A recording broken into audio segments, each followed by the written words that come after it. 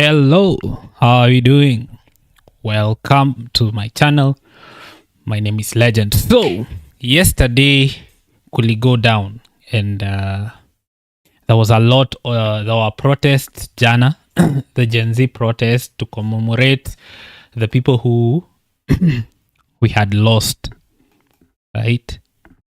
Because kuna watu, like there are people who died in the maandamano of 2024, and yesterday Kenyans showed up on the street to commemorate them and also to exercise their right to demonstrate. So I thought we'd come and look at the aftermath. What happened after the protest, right? Because as you can see by the title, 15 people died. A lot of property was distracted. Ma police stations zilichomwa, law courts zilichomwa. There was a lot of distraction generally. Stones kwa barabara. So those are the things that we want to look at, right? And of course, I pose a question to you, my audience. Were you there for the protest? Did you exercise your right? Was it enjoyable to you? Do you think it was done in an orderly manner? Or do you think there was more distraction than there should have been, right? Because I agree with the right to protest, and I agree with what happened yesterday with the sentiment of maandamano, commemorating, Akina Rex Masai, who gave their lives fighting for the bill, right? But what I do not commend, or what I do not want to recognize, is the violence that happened. There were a lot of injuries on both sides. Both the police and the protesters were injured. 15 of the protesters died in different counties. We're also going to look at that. A lot of property was looted. A lot of property was destroyed. And, because, there were, and we have been seeing this trend as these protests have been going on. A lot of bad actors have been getting into this protest and taking advantage of the moment to, cause chaos and do what is not right. Because now you see, these protests, they paint a picture, right? Because you want to exercise that right, but also the more people loot and do some weird stuff, the more Kenyans will look down on, they will not want to join other Kenyans on the streets when they are exercising their right, because you're not sure whether you'll be robbed, you're not sure whether you'll be harmed, you're not sure whether your kazi ukiacha, like so I do not commend the destruction of property that went on yesterday, but I do commend the protesters who showed up, peaceful protesters. We also saw a lot of celebrities who came up to commemorate the event, and a lot of Kenyans showed up, which was commendable. But to those who looted, to those who robbed, we should not condone that behavior, and if you get caught doing such, because it's a lot of losses. Someone has given a lot to build their business, to come to a certain level, to do something, and then you just go there and steal, that's not correct, right? And of course, there are also people who are robbing other people streets. Okay, we'll also have a look at, were there people arrested? Did you get home safe? Did the people who you went with, did they come home safe? Is there someone in your family that didn't come home safe? Maybe we can have that conversation right here with me as we check on the aftermath of this Gen Z protest, as we ask ourselves, what next? Was the point driven home? The point that you wanted to drive home, was it driven home yesterday? The remembrance that was done yesterday, it was such a important event, right? To remember those who lost their lives in the protest of 2024, right? And as we move forward, you as a Gen Z, you as a millennial, you as a person, a parent, a student, what do you want next from your country? Are you happy with where your country is right now? And what changes would you like to see? That's the conversation we'll be having this afternoon. And if you're joining, please like the stream and leave a comment down below. Make sure to subscribe as I show you and bring you the tea. So first of all, tutaenda TikTok, because TikTok, that's where the most of the juice is. Anyway, we'll get the best, posts by people. And if you're joining me, please don't be afraid to comment down below. I want to get you involved in this conversation, because the more these protests go on, right, the more we are seeing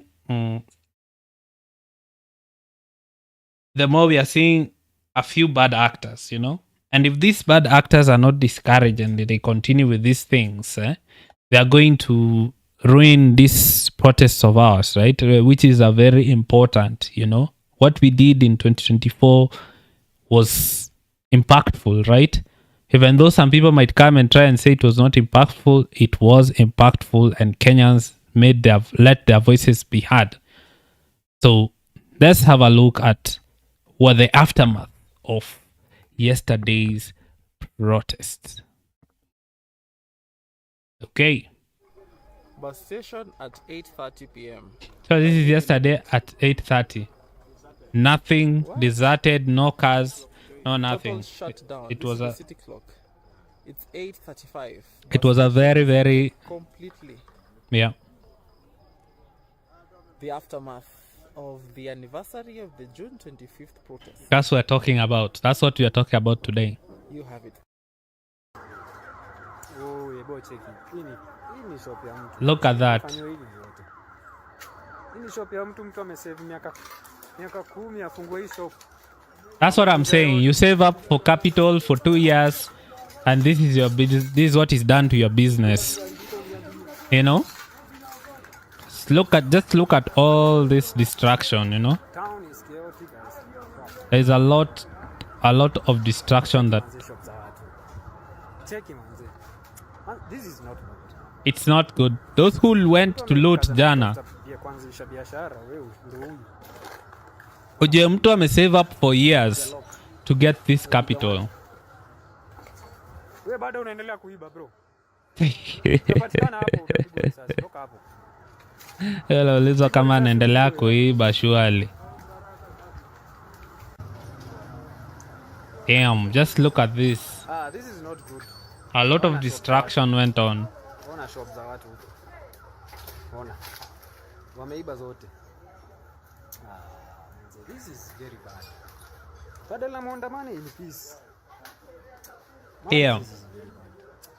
A lot of distraction went on, and it's not good at all.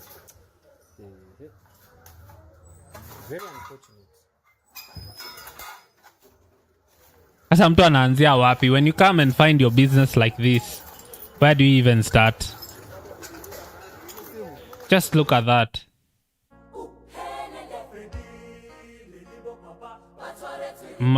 Madirisha zimepigwa, glasses. There was a lot of distraction that went on. Ona? Maglasi. This was not good at all. This is a kulichomwa. Places banned. Businesses banned yesterday. What?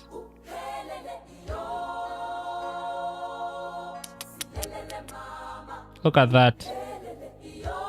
Sasa ukikuja, like if you come in and you find your business in this state, like how do you even begin? Unaanzia wapi? Kenya, narudia tena Kenya. Quickmart supermarket Ruiru counts losses after protesters vandalized outlet. Mamatres tu ndo zilikuwa zinaenda na mafridge. So Quickmart ya Ruiru ilitendwa.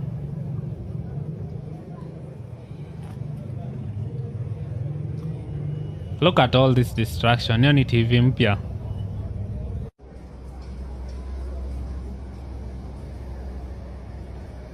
A lot of distraction.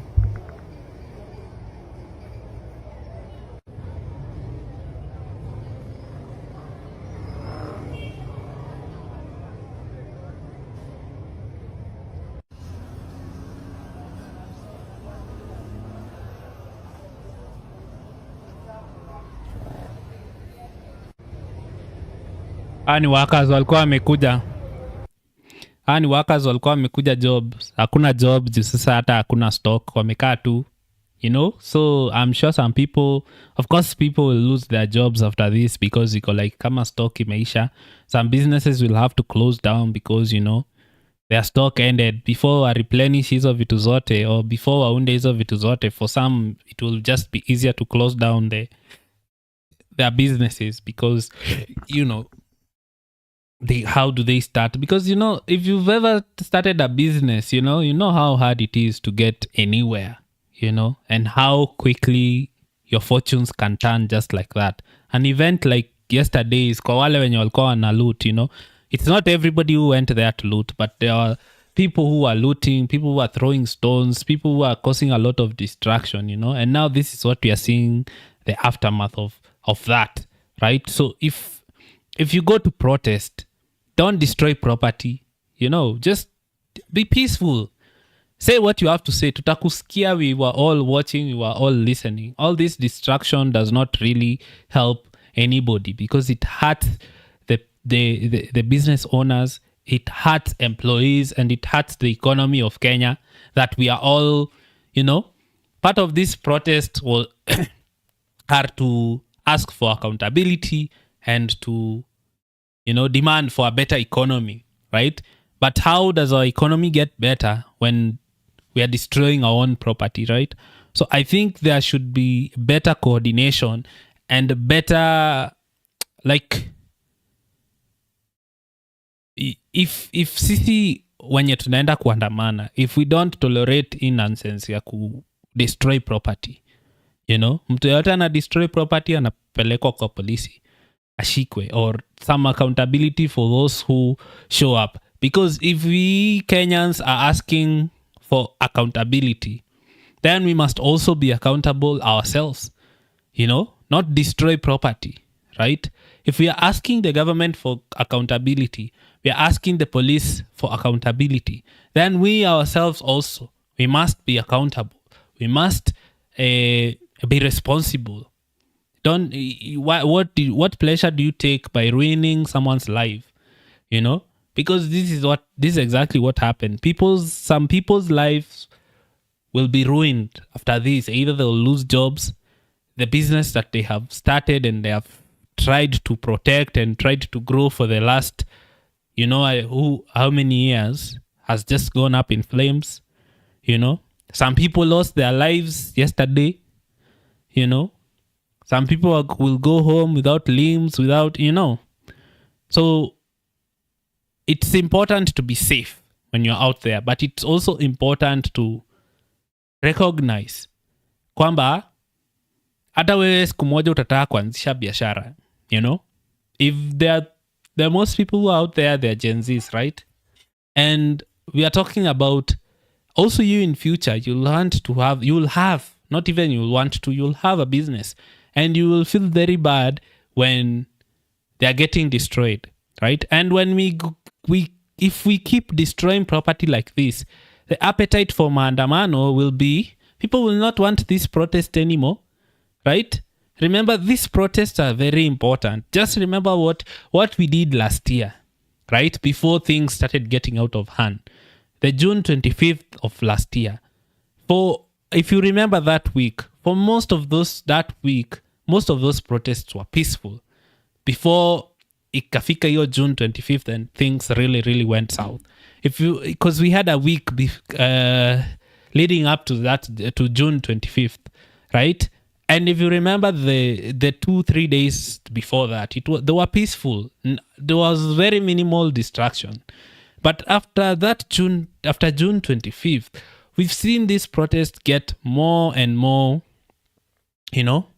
violent, either through goons, and bad actors, right? People who just have seen this protest as an opportunity to, I don't even know what it is to, because trust me, whatever you take that is you have not made with your own hands, it's just going to evaporate.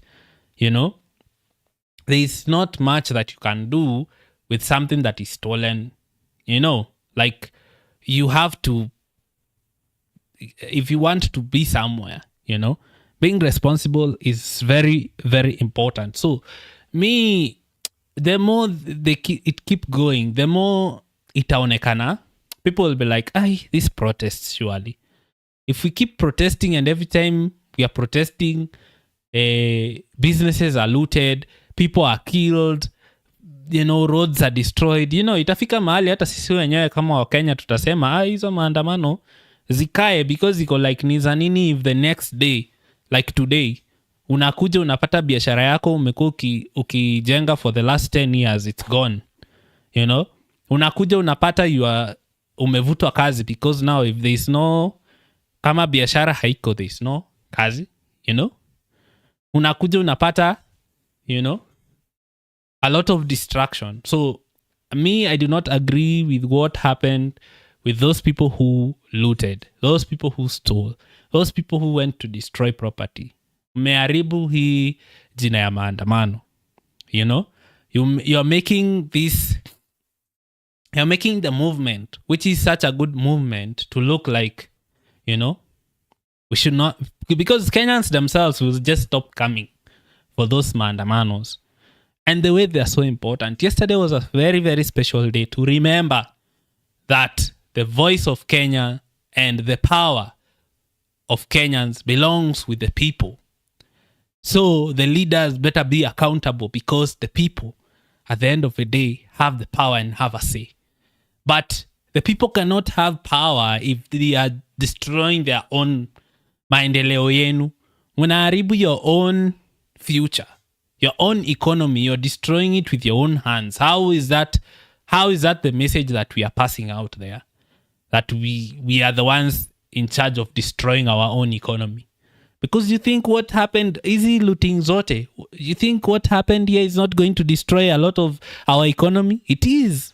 Our economy will feel affected, because imagine the most affected part with the looting and the burning and the destruction of businesses is the CBD, our capital city, the CBD, the biggest city in Kenya, right? That's the place that was affected the most. So which means that's the hub of the economy of Kenya. So if that place is destroyed, so our whole economy will suffer, because now there's no business going on. So we as Kenyans should not affect our future like this. Next time tukienda maandamano, let us as Kenyans, the way we are demanding for accountability from the police and from the government, let us also demand accountability from our own selves, because our message is that much powerful when we look organized. We look like a country that knows what it wants, knows its future. You do not look like you know what you want if you are destroying things. How can you destroy businesses and then demand anything from your leaders? Your leaders will just point to you, nyinyi mko hapo mkiharibu vitu. Sasa mnataka niwasaidie na mnaharibu. You see, that affects the message that we are trying to pass down. So, I do not agree at all with those people who went and looted. It was very bad. Hawa ni watu wanaenda kupoteza kazi sahi. These are people who are going to be jobless. Because why? You know, Quickmart is a big corporation. Probably they can afford to survive this. But how about the employees? Now some of those employees were the people wenye walienda kwa. Just look, this is CBD. This is our main city. We cannot have this, no.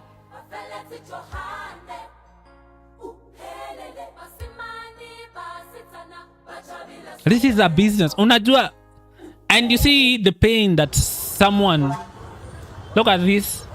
Mtu amesave for 5 years, 10 years.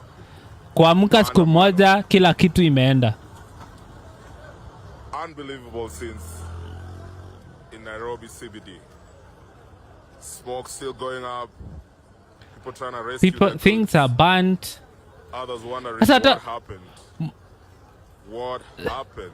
So hata mtu amekuja kazi unashangaa umekuja kazi gani hapa? Which work have you come to do today? The number of people who are going to lose their jobs today because, you know, there is no, you know, it is absolutely devastating, absolutely sad to see this. But what can you do? We get back on our feet and trying to build this nation. We want to build a better nation. We want to have maendeleo. That was the whole point of this maandamano. A better future. And that is why the youth are the people who are leading this thing. But destroying businesses, you're destroying your future. How many years do you think we have been set back by this destruction of businesses? It does. It affects. Tunakuwa set back. But hizi ni vitu zenye, they were not there before. So it means we can protest actually without, you know, without destruction of property. And it is us, sisi wenye tunaenda kuandamana. Wale watu wanaenda, if you find someone trying to destroy property, unasema no. Because this is what is going to continue. And the more this continues, the more easy maandamano their likes, you know. And you will see now even the leaders will not try to interfere with these maandamanos. They'll say, we are destroying them by ourselves. Tunaharibu the message we are trying to send out there by aftermath like this. Because this should not be the discussion. Property was destroyed. That should not be the conversation that we are having today. But that's exactly the conversation that we are having today, because the destruction that went on yesterday, no, it said that's not the message that you are trying to pass with these maandamanos. And if that is the message you are trying to pass, no. That's not what should happen. You know?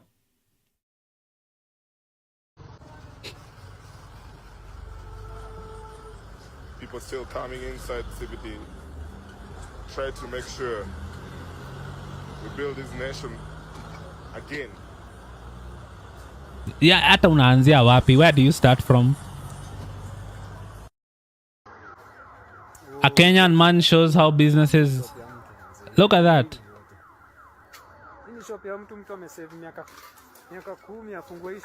Right? You've been saving and saving and saving for years.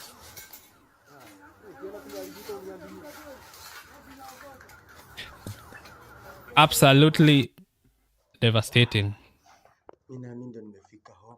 No, huyu ni mtu alifika nyumbani.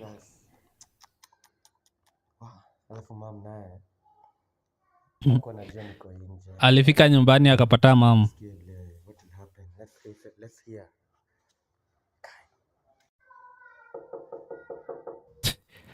Probably huyu jamaa alitoka tu hapo nje akafunika bandana akaambia mama yake tufanye skit. Well, but kama alienda maandamano, that's different. Ulikuwa wapi wewe? Sinakuuliza swali, ingia na huku. Unasimamisha hapo nini? Ulikuwa wapi? Ulikuwa wapi? Minister of must go. Minister of must go. Ulienda maandamano? Mumepigwa na tear gas? Oi, Jesus Christ of Nazareth. Nikuombe. Ati nikuombe. Wacha kwanza nikuombe bangu. Asante Mungu juu ya kuleta hii kijana yangu akiwa salama. Baba, Huyo kwanza anafaa kupigwa makofi. kutufaitia. Unatufaitia lakini unahatarisha maisha yako. Oh, Jesus Christ. Ulienda? Ulitoa fare wapi? Mama umeenda miguu? Ati ulitoa fare wapi? Kwa kuku hata na magari. Hamusikiangi. Nimekupigia missing call gapi? 37. Ungerelax. 37 ni relax nini? So, did your friends come back home? Because that's another question, right?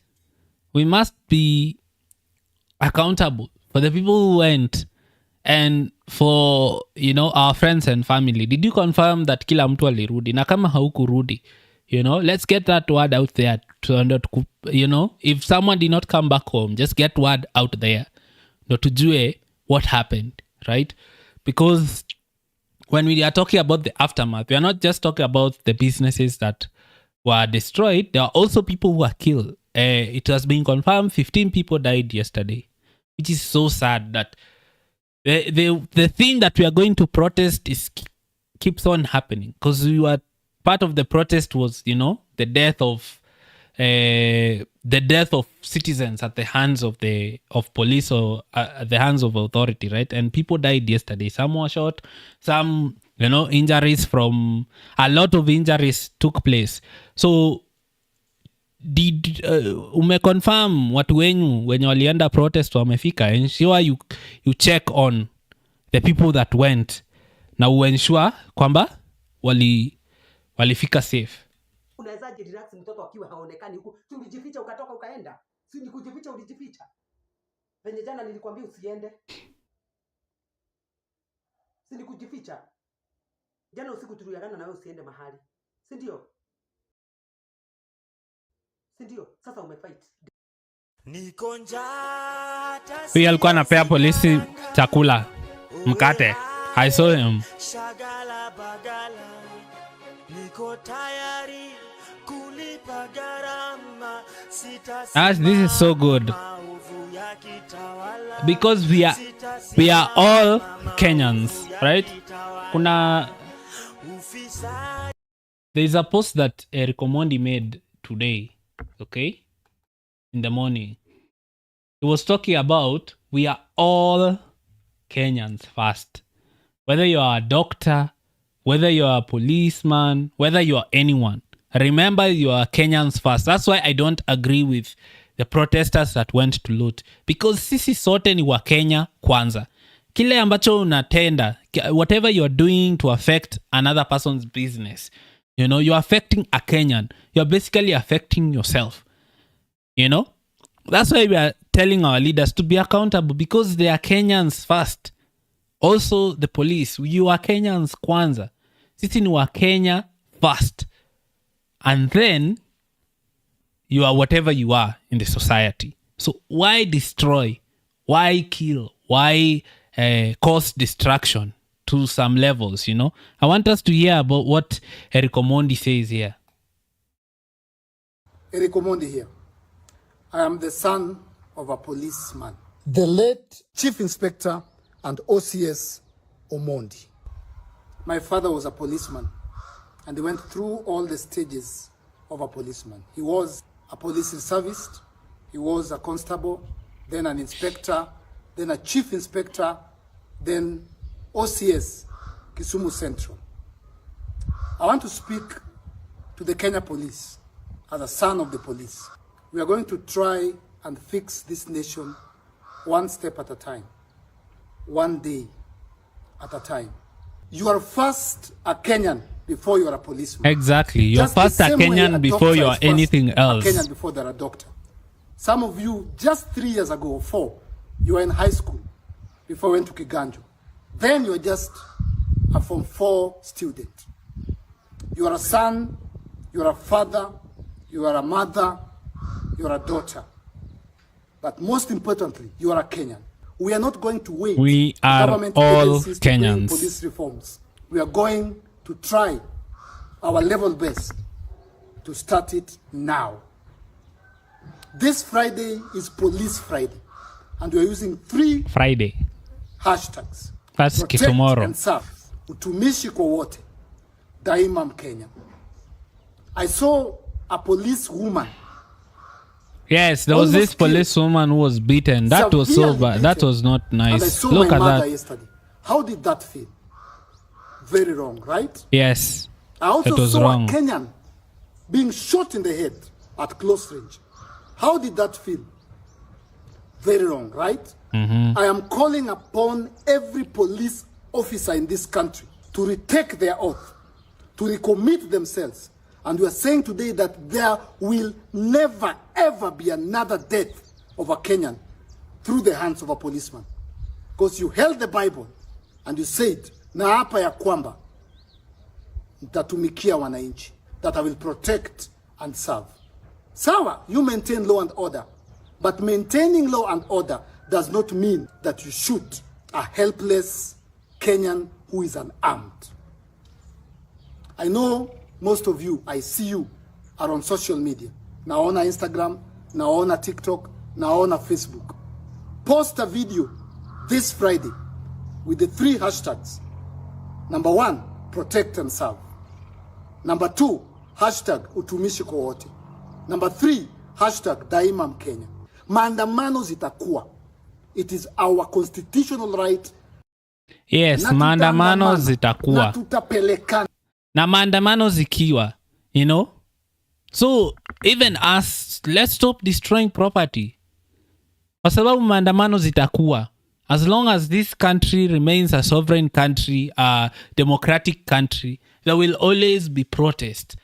But we cannot have protest where there's destruction of property, loss of lives, and, you know, injuries. If those things we should refuse. And it's up to us.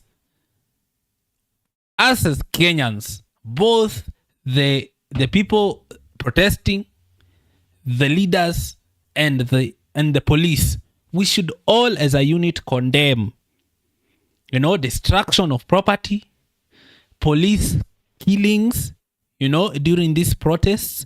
And, you know, leaders should stop trying to hinder the protest from going on. Because venye Eriko anasema hapa, we are all Kenyans first. Whatever we do should benefit wa Kenya kwanza. Hizo vitu zingine, you know. So before you take your duty as a policeman, take your duty as a Kenyan. Because even the oath that you take to serve and protect is to serve and protect Kenyans. So it's still your duty for Kenyans, right? Us as citizens, we are all Kenyan citizens. You as a leader, you lead Kenyans. You are a Kenyan, you know?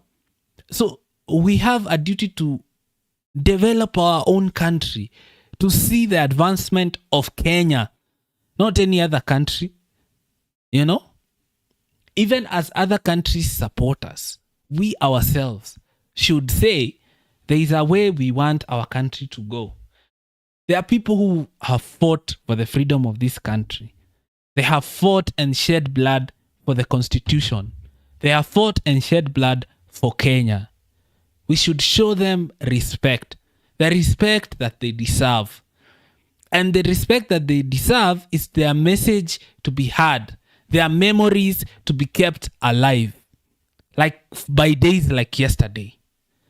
And if we are keeping the memories of these people who are shedding blood, who are losing their lives, literally, to push this country forward, we cannot disrespect their memory by looting out there, by killing innocent protectors, or by disrupting the message that these people are risking their lives to say. Because remember, most of the people who go to this protest are usually unarmed. And they face policemen who are armed. You know? And let's be honest, as much as we are saying that we are saying accountability for police, right? There are people on both sides. Like when you go out to this protest, you are taking a risk, both the citizen and the police. Look at the police officers who waliumia jana apart from that, the lady who was beaten yesterday, I'm sure there were a lot of other policemen we saw, wengine wakisaidiwa na watu wa ambulance. So when these two people collided, you are out there knowing that you are risking your life, but you are risking your life to pass a message if you are a protester, and to protect the public if you are a policeman. You are both on the same team. Na hiyo ni team wa Kenya. You as a leader, when you go out there, you are there to ndio ensure watu wako wanasikizwa. Those people who are out there risking their lives, you don't just risk your life for nothing. You know, you risk your life for something. But it is us, as Kenyans as a whole, we are the ones who make it mean something. Sisi ndo tunaifanya it mean something by respecting the memories of these people, allowing that every time there is a finance bill being passed in Kenya, we are attentive to ensure that our interests are being served. Every time that there is a arrest or there is something, the police are carrying out their duties, because people have actually shed blood and died for these causes. Every time there's an arrest, it will be done properly and due process will be served. And that is respecting the memory of those who have actually lost their lives for this, to exercising their right to be heard. That's how we show respect. We don't show respect of those people who have lost lives by looting, by stealing, by killing unarmed protesters. So all of us, venye Eriko amesema, sisi wote ni wa Kenya first. Okay? You are Kenyan first, and then you are a father, you are a mother, you are a youth. So you must take responsibility. We must, hii accountability tunaitisha si tu kwa polisi, si tu kwa our leaders, but it's also to ourselves. What purpose does it serve? Destroying our own economy by ourselves, destroying our own future by ourselves. Na tutakimbizana na tutapigana, lakini hatutauana. Polisi arudi kwa mama yake na bibi yake na watoto wake, na Mkenya arudi kwa mama yake na bibi yake na watoto wake. This Friday is Police Friday. We will not wait for reforms from heaven. We are starting it now. We are Kenyans, we are citizens. I was almost a policeman. Ni height yangu hizo siku hazikukubali. My dad was taking me to become a policeman. Ningekuwa polisi leo. And I can speak on this topic because last year alone I was arrested 18 times. I have been handled by policemen. That is a story for another day. Na hiyo cell yenye Albert Ojwang alikufa, that is the cell yenye niliekwa. And the last time I was there Friday, Saturday, Sunday. There are 6 cells at Central Police Station. Ukiingia kuna 3 on the right, kuna choo. Kuna 3 on the right. That last cell on the left, ndio penye Ojwang aliuliwa, na hapo ndio penye nilikuwa nalala. So those traumas I have them. Because I've been manhandled. I've been treated well by policemen. I've been beaten by policemen. I've been treated unfairly by policemen. I am the son of a Kenyan policeman. Chief Inspector William Omondi. Nimefundishwa, nimelishwa na polisi. I understand what it means to be a Kenyan policeman. We will not sit back and wait for reforms. We will start now. Send me a video. Ukisema daima Mkenya, tumishi kwa wote, protect and serve. Let us not lose yet another life in the hands of men who are supposed to protect us before God. Thank you. Hi guys. Eric Omondi here. So that message resonates with me as well. And it's not just Kenyan policemen. Even the Kenyan citizens wenye wanaandamana. Let us all be accountable. We cannot just destroy property penye tuna, you know. hadi ubinafsi ukabila.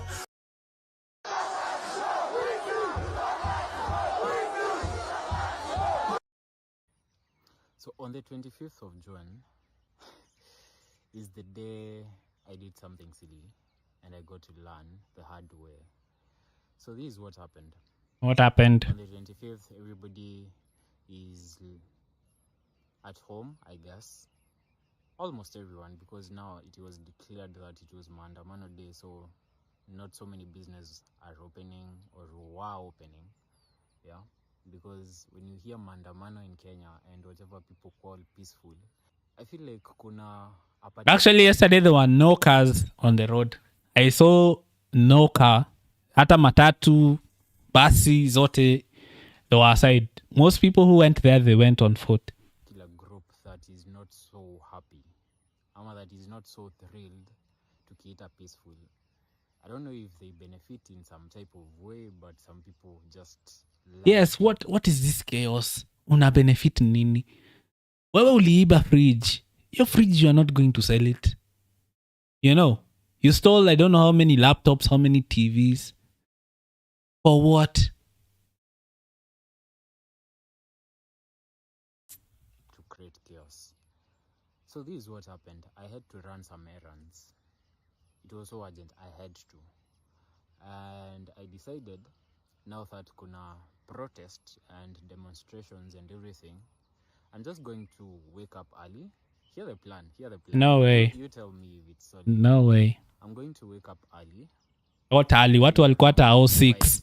Hiyo 6 watu walikuwa tao. By 7. Yeah, by 6, 7. Be where I'm supposed to be at by 7, 8. Your plan failed when you woke up at By 6. that time, not so many protesters will be on the road, not so many, activities will be going on. So I feel like it's a solid plan. Oh. Then to get back home, I was like, okay, I'm open to spending. I can just find a place to crash, right?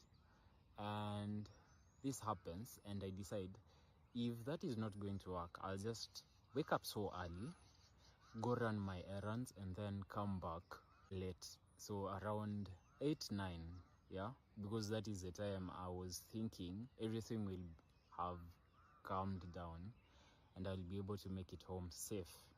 So this is what happened. The story iko hapa. I know. I'm just giving a backstory. So the story iko hapa. This is what happened. What happened? So I go run my errands. Everything is okay. Then after nimebangaiza some place and So you ulifika? I need to Okay. go home. Now I can go home safely. That is around 8 p.m. Around 8 to 9 p.m. I'm like, okay, I'll just go home. So I get on the road. I get into Thika Road. That is, I'm from Roaka, but I was done Thika Road? with No way. stuff, with my errands by to 11, 12ish, and I'm okay. And I decide to, bangaiza and chill, find a chill spot, probably work from there. Yeah, do some work nikiwa hapo. Sorry, I'm in nature, guys, and kuna so many Hii story ina take long. words, but I hope you bear with me. I do all these things, and then I decide I need to go home now, which is around 8, 9 p.m. I'm like, okay, this is going to work, and I'm like, I'll just drive home and hope everything will be okay. So napita, I come, napata tu roadblocks kwa barabara, nothing much is happening. But there's these guys that are blocking the road and asking for money. That is what was happening. People were creating these barricades, yeah, na mawe, na machuma or something, in a way that wamebakisha just mahali wanakuonyesha you can pass here, yeah. Ulikuwa na organized crime. To pay. And I paid kadhaa, and I was okay with that. I was like, yeah, well, it's not right, but I need to get home one way or another and like give giving out 100 bob or 200 bob at every roadblock is reasonable enough. I'm like, it's worth my safety. Yeah. So I do that for a couple of roadblocks. That is from now. Damn. Ruiru. Watu walikuwa naeka roadblocks. Wanaitisha pesa. Damn. Hiyo ni organized crime. Just way. To Juja. And then after I've passed Juja, I'm like, okay, maybe I'll make it home because I stay in Thika currently. Yeah. And around Wetaithi here, there was a huge crowd of people. I don't know what was happening. And people were watching, people were on the road. There is a huge barricade.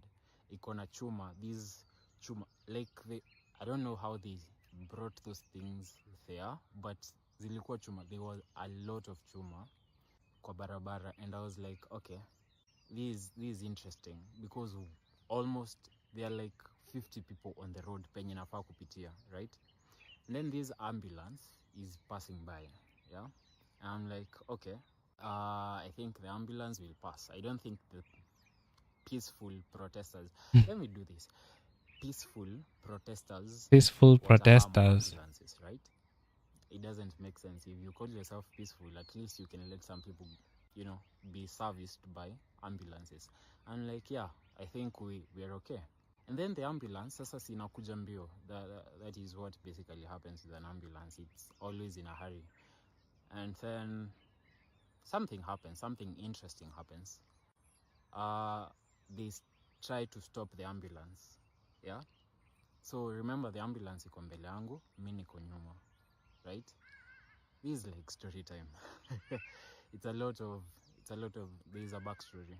So there's an ambulance inapita, and then me, I'm behind the ambulance, right?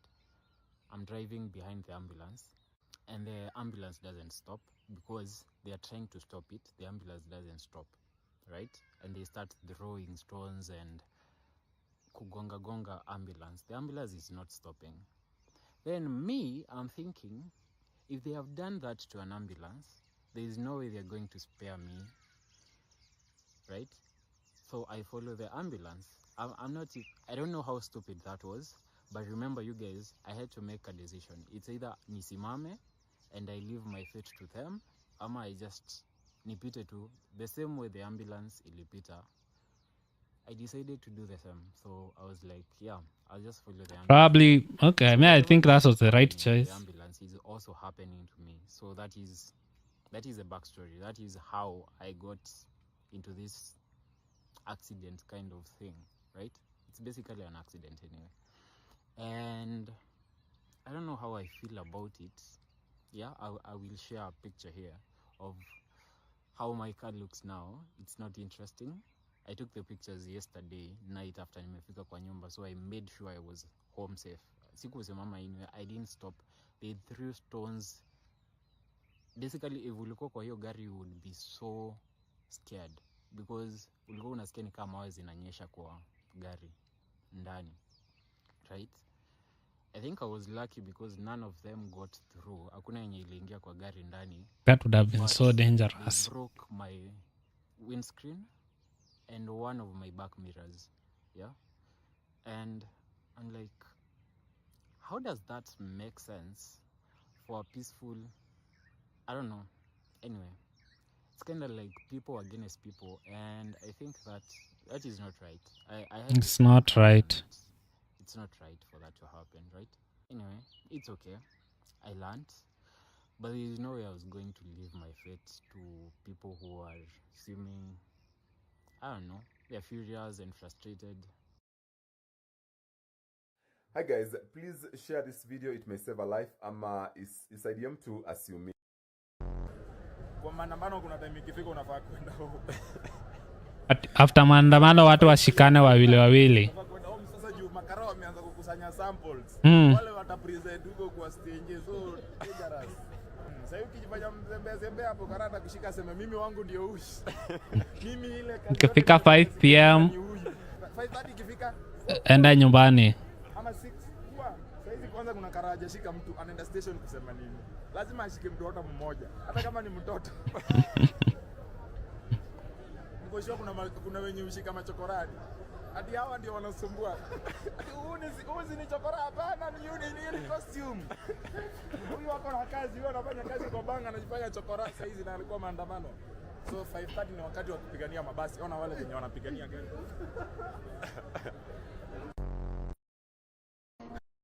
Jioni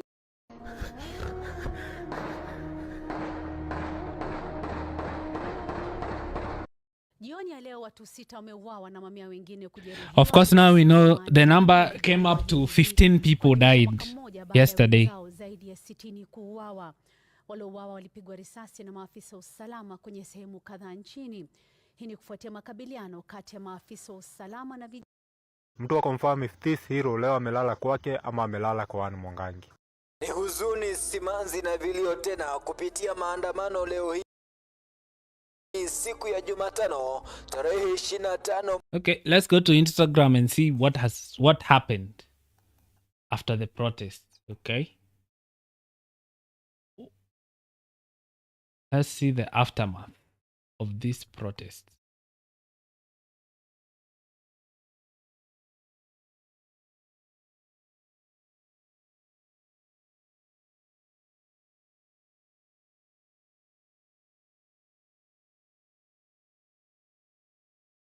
Okay.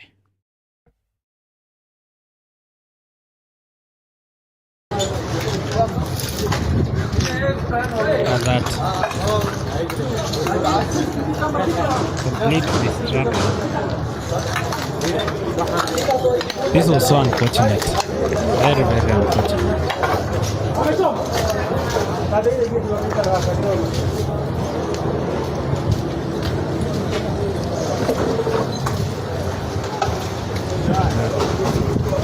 Kuna watu walienda biashara leo wanashangaa sana.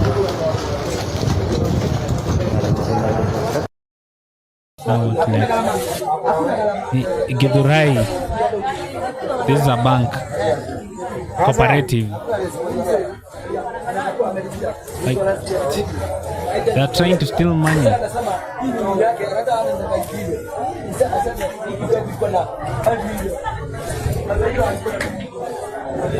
And of course there were still police stations, kulikuwa na law courts zilichomwa. Dago South jana watu walipita na Cooperative Bank. Ni mlango walifunza pale ama? There was a lot of destruction yesterday. A lot, too much.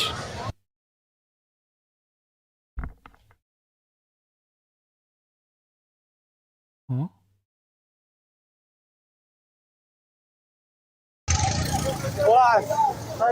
Lori ya maziwa ilianguka. Look at that. This is Kikuyu Law Court in fire.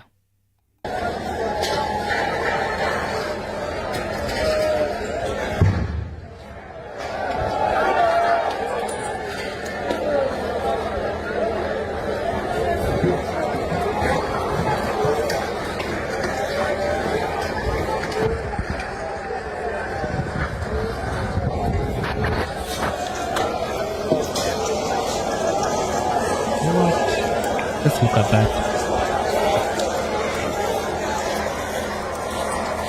That's Kikuyu Law Court. Look at that. Surely. Now why would you ban a court?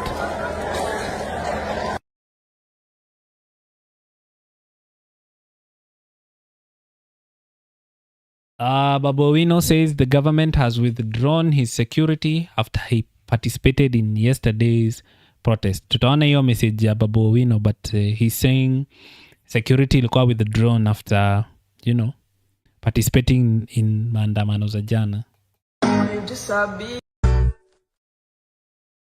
And this also, President William Ruto signs the Finance Bill 2025 Appropriations Bill and Supplementary Appropriation Bill into law. Of course, this is the Finance Bill is what caused last year's protest. But this year's protest, the only provision that was removed ni hiyo mambo ya KRA kupata more access to people's businesses. but to people's personal information and whatnot. But everything else, the finance bill of 2025 was passed and was signed by the president. It has been signed today. This is Thika Town. Ananas Mall. Look at that. Dr. Mattress. Everything gone. This is not what the protest should have resulted in. There was a lot of destruction. Kenya's Faith Kipyegon will race at the Paris Diamond League tonight, aiming to become the first woman to run 1.6 kilometers, that's a mile, in under 4 minutes. The event starts at 8:15. Nitakuwa hapa at 8. Tutakuwa ready kuona hii event, yeah? Kenyan time. I'll find somewhere to watch it. We'll watch it together and see Faith Kipyegon being the first woman to run, you know. How long does it take you to run 1.6 kilometers, or how long does it take you to run a kilometer? You know. So under 4 minutes, we are here for it. Anyway, Quickmart Ruiru. This is what happened in Quickmart Ruiru. Look at that, windows down. Everything looted.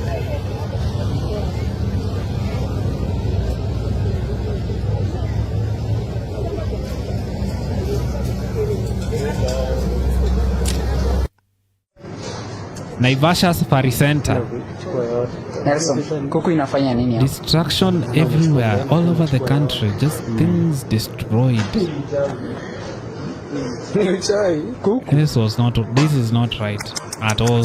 This is destruction. Yes, just look at this. Supermarket zote jana, just disaster. Hawachukui vitabu. Wanaiba kila kitu isipokuwa vitabu na toothpaste. Kuna watu wa brush meno. Cooperative Bank statement after ATM machine was broken during yesterday's protest. Coop Bank notes that 2 of our branches in Githurai and Dagoretti Market were affected during the demonstrations yesterday. We advised that there were no injuries to any of our customer or staff, with minimal cash loss from one of the ATMs.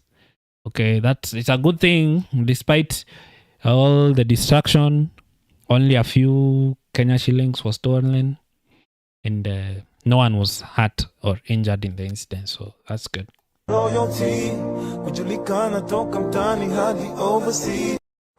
Make sure I used to go to the gym with my husband at about I think we used to go about 6 a.m. before. 6 a.m., 6:30. All right. Let's find more sins. Let's read this Babu Owino's message. Withdrawal of my security by the government. Yesterday, I stood with the people, not against the nation, but for its future. I exercised my democratic right to protest peacefully against the action of a government that is failing its citizens. Today, in retaliation, the government has withdrawn my official security. Let me be clear. This is not just an attack on me, it's an attack on democracy itself. When elected representatives are punished for standing with the people, it's a sign of government. It's a sign of a government that fears accountability, not one that serves. I do not fear intimidation. I will not be silenced. My voice and the voice of every citizen demanding justice, fairness, and freedom will only grow louder. Kenyans are my security. To the public, stay alert, stay united, and know that your leaders should answer to you, not threaten those who stand beside you. The truth cannot be suppressed. The movement for justice cannot be stopped.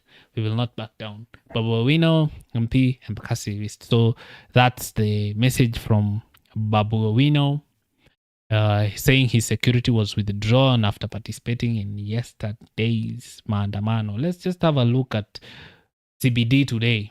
Look at that. Still, as you can Smoke see, everywhere. buildings still going Stones everywhere. Just From pure yesterday's destruction. Effect, and just you can see that building as well, got torched.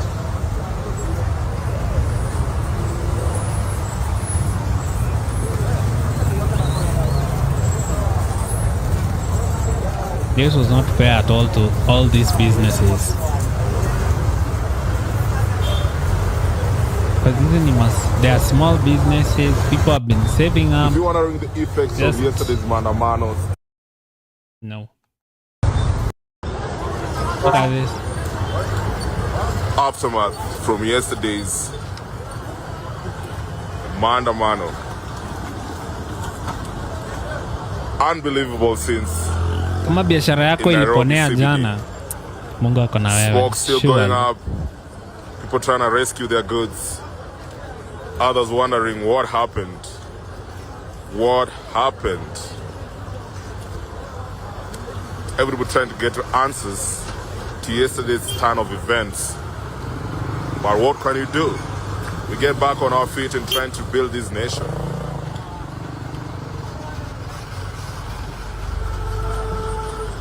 People still coming inside CBD, try to make sure we build this nation. That was so unfortunate.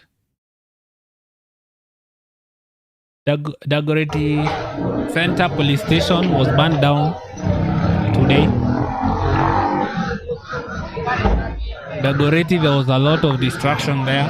Tumeona bank iliibiwa, police stations zilichomwa mbili, Kui low courts kulichomeka. Just a lot of destruction. Naivas supermarket Nyeri looted.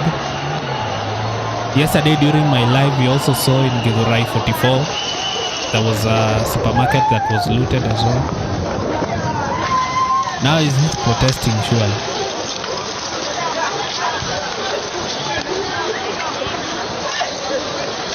And you see, like the people who are doing this, they know what they are doing. Because if you look at most of the people here, wamevaa mask. Why are you wearing a mask? Because you don't want to be identified, which means you know what you are coming to do here. You know? Why are you here destroying? This is that. No. That was just no. Let's have a look. There were some celebrities who were there yesterday. We saw Calligraph Jones, Arrowboy, walikula tear gas jana. Also David Maraga alikula tear gas asubuhi. So tell me, what other aftermath did you notice? Have you witnessed? Right? We have seen the destruction. We have seen we have talked about the deaths that happened. We have talked about the injuries. Over 400 people were injured, taken to Kenya National Hospital. There were people who were arrested. We've seen President Ruto sign the finance bill of 2025. He signed it today. It's passed into law. Babu Owino's security has been taken away.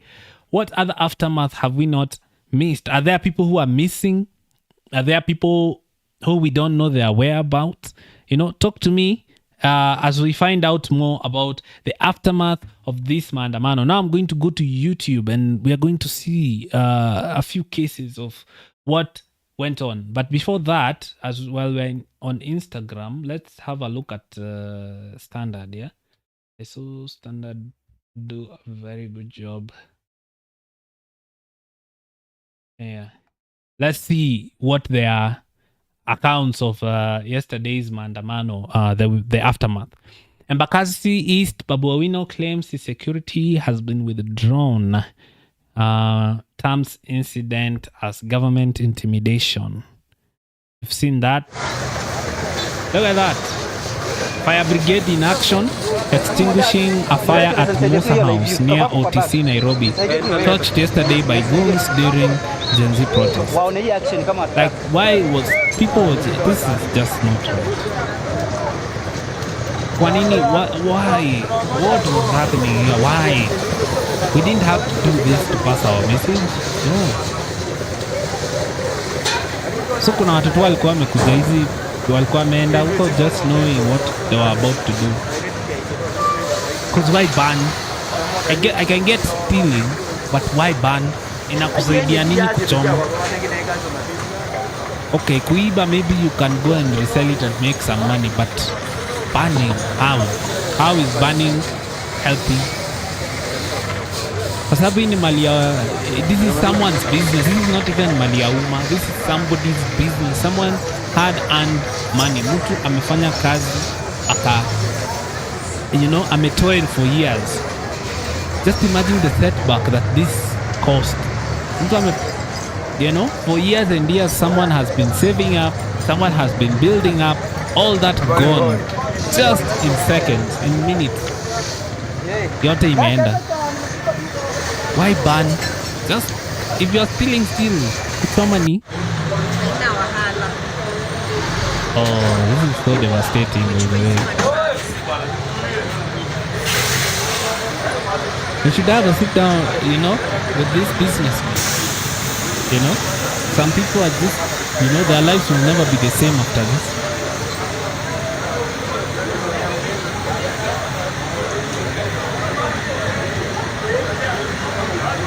This is so sad. Absolutely devastating. Why? Why ban? That's what I don't get.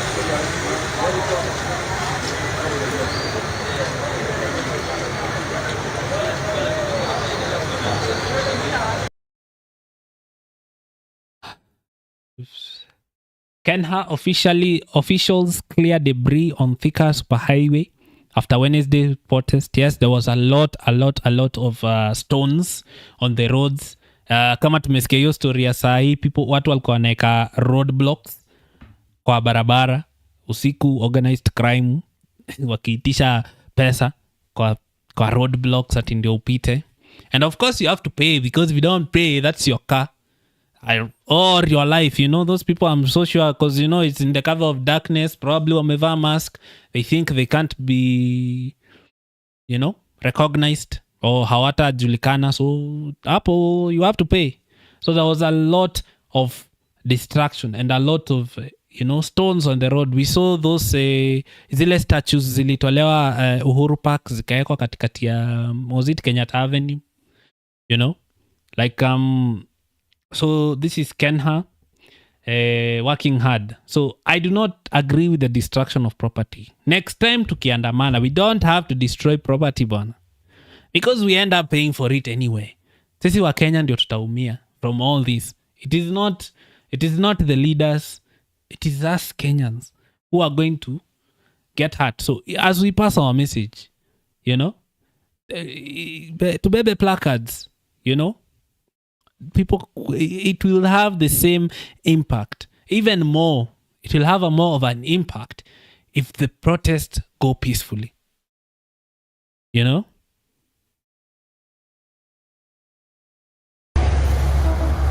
Just look at that. Stones everywhere.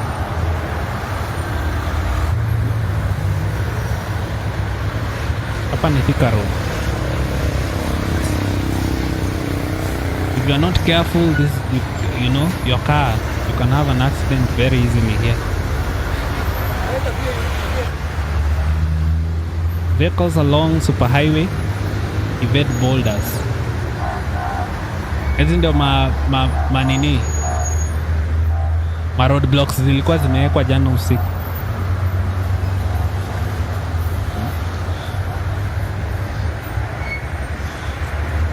It's very, very unfortunate. All this distraction. It's a no for me. It's a no for me. Just look at this. Hii ndio kazi sasa. Kenha clears Thika Superhighway after protest.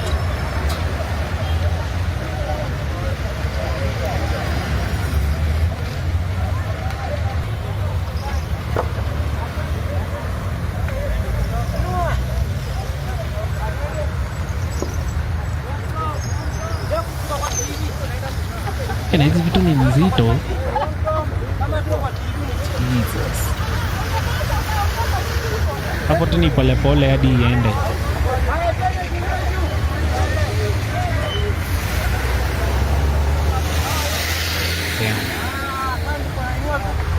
Ngine anasema fun enough ni hao ndio waliharibu jana. Gen Z wakomboka. Waliziweka hapo alafu wanakuja asubuhi kuzitoa. But they get paid for it. Someone is saying that. Yeah.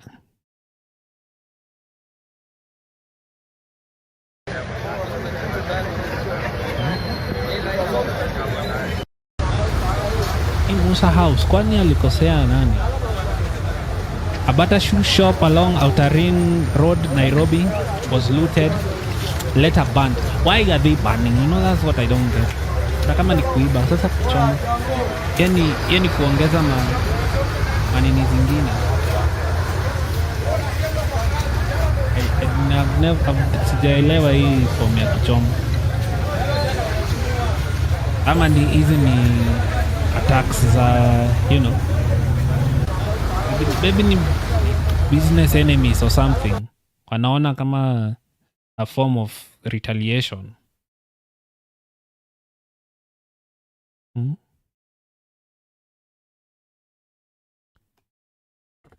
Who else? That's impartial, right? Oh, Tony Oga. I saw Oga did a few videos hapa kule. Yesterday's protest.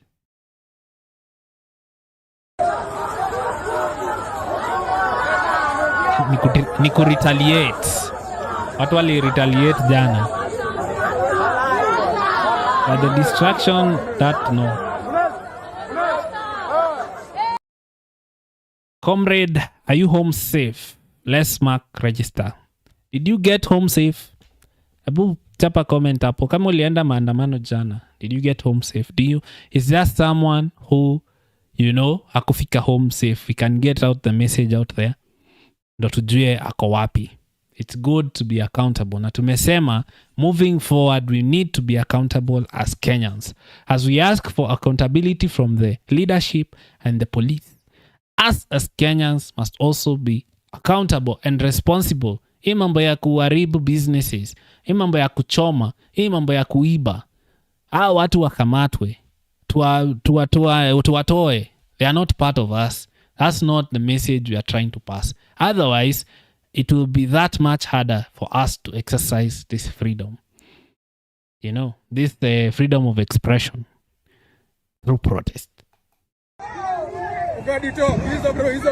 Oga alipiga wa matia gas, eh? For the people! For the people! Kana kazeo, katoto kako jam jam, kangwatite, galuma newa ne. Huh?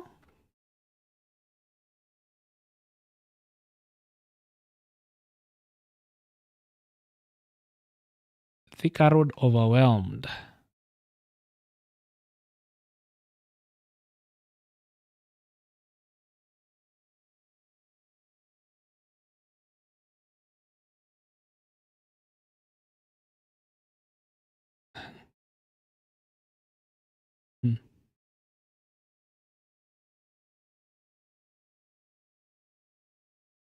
So these are just some of the scenes that we saw from yesterday. He was going to shoot someone and then he fell.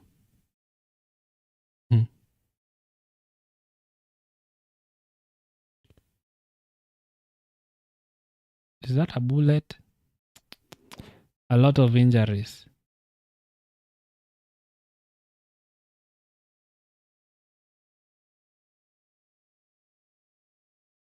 I want to see whether we have aftermath.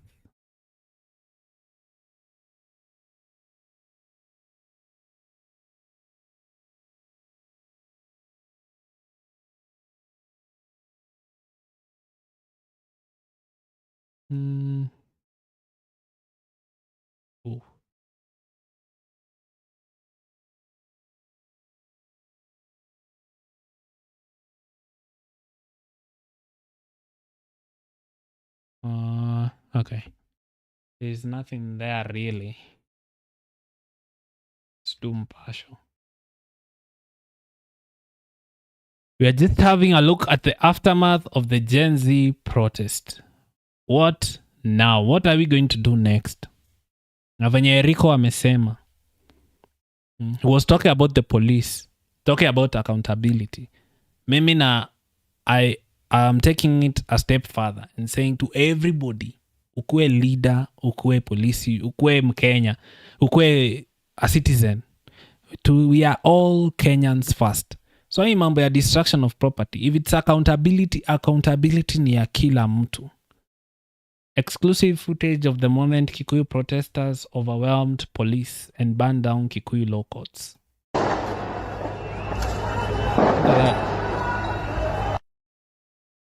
Why ban? I don't get it. Because at the end of the day, hii mambo ya kuchoma inakukujia. Wewe ndo utakuwa, look at that.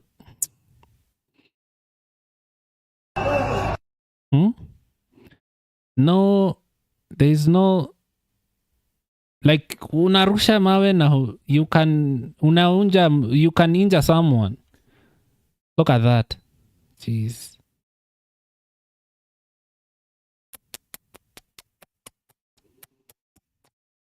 What? Is this the protest that we want? Do you want to do it like this? Where we are throwing stones? Because this is not, I don't agree with this. Look at that. Ni mawe tu. My God. There is no care or worry. That's another human being. Huo ni Mkenya mwingine. Venye mnasema wasiwashoot. Why do this? Kwa nini no? Jeez. Like you have no regard, like huyo mtu mwenye ako hapo ni human being na anaweza, you know, anaweza kufa from your actions. Look at how so many people.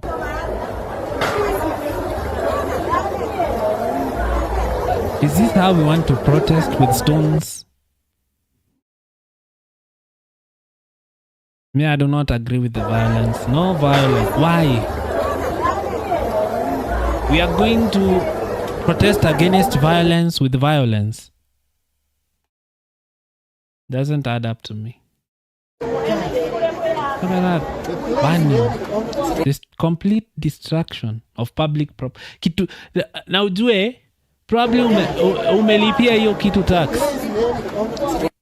You paid taxes for that police station to be built, for that law courts to be built. Hizi maendeleo zenye mnaitisha from your leaders, ni hiyo mnaenda kuchoma. Why?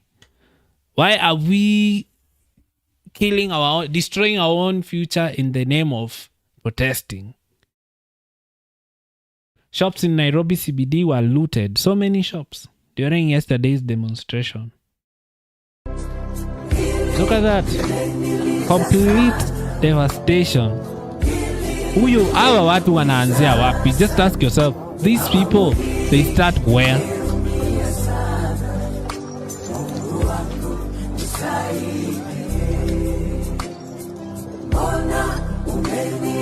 Wow.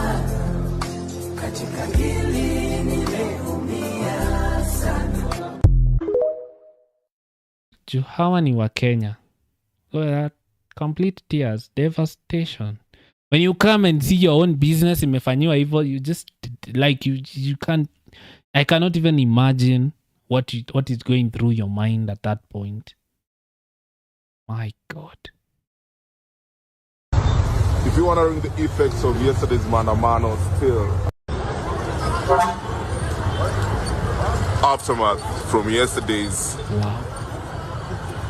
maandamano. Mombasa, Tharaka Nithi and Homa Bay governors commend peaceful Gen Z protests. Applaud the youth for exercising their rights. Yes, the parts that were peaceful, we commend them.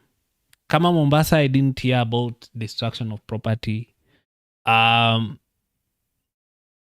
were so many places where it was peaceful. We passed the message. But now we are easy. The places where the message was watered down, kama CBD, Because all we did yesterday was watered down by the people who robbed, the people who stole, the people who looted, the people who burnt, the people who are throwing stones. We understand the outrage, but I do believe the message can be passed in a peaceful manner. You know?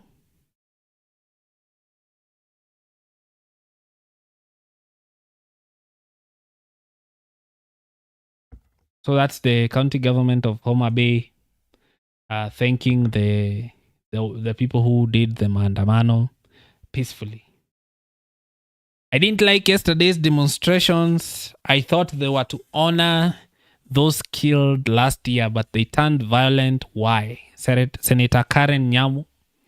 This is what Karen Nyamu says. Maandamano ya jana sijapenda. Nilidhani ni memorial tukumbuke wale waliuawa last year, lakini ikakuwa vurugu, vitisho na tension mob. Kwa nini? Nyinyi mlipenda? Swali moja tu. Jana vijana mlikuwa mnataka kuachieve nini? Last year the cause was very loud and clear. This time you can tell it was the first time protesters without a cause. Ilikuwa strategy yenu ama mlifuata script ya nani? A lot of businesses were hurt, mainly run by my industry. What? I will disregard that statement. Yuko wapi yule self-appointed spokesperson wa? I will disregard that. Be careful with leaders who have nothing left to lose. Leaders who have lost everything, including their conscience. I once had an ex who told me, if I can't have you, no one else will. If I can't be the leader in Kenya, no one else should be. The message of yesterday was clear. It was supposed to be about accountability. It was a remembrance of those who lost their lives. And the cause was admirable. People should have gone to the streets to remember, because people have actually shed blood for this country. They should not be forgotten, because we are where we are because of them. All the way from independence, Kenya is a free country because people shed blood to protect, to have democracy, to have our own independence. I had people titling yesterday as Independence Day. It is every time that we exercise our right like this, it's a reminder of how far we have come as a nation. Because this would not have been possible if we did not have our own independence. It would not have been possible if people did not fight for us to have a constitution that allows a democracy, that allows for Kenyans to go to the streets and air their grievances. That's why yesterday was very important.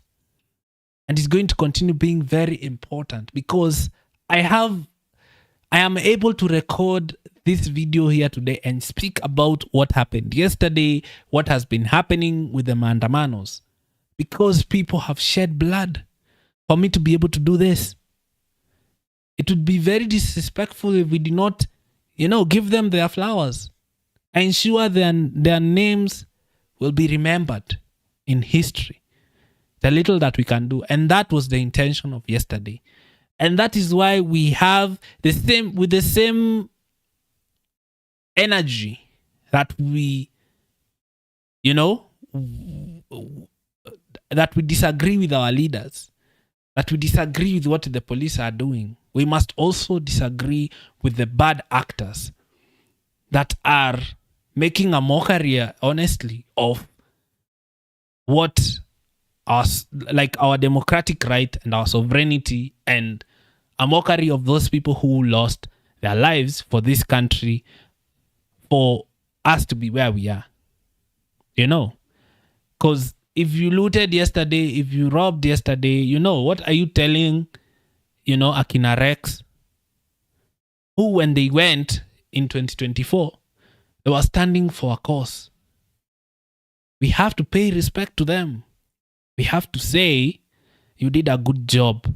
We will carry the baton. And all those 60 people that died last year, we will carry their baton and ensure that their efforts were never in vain.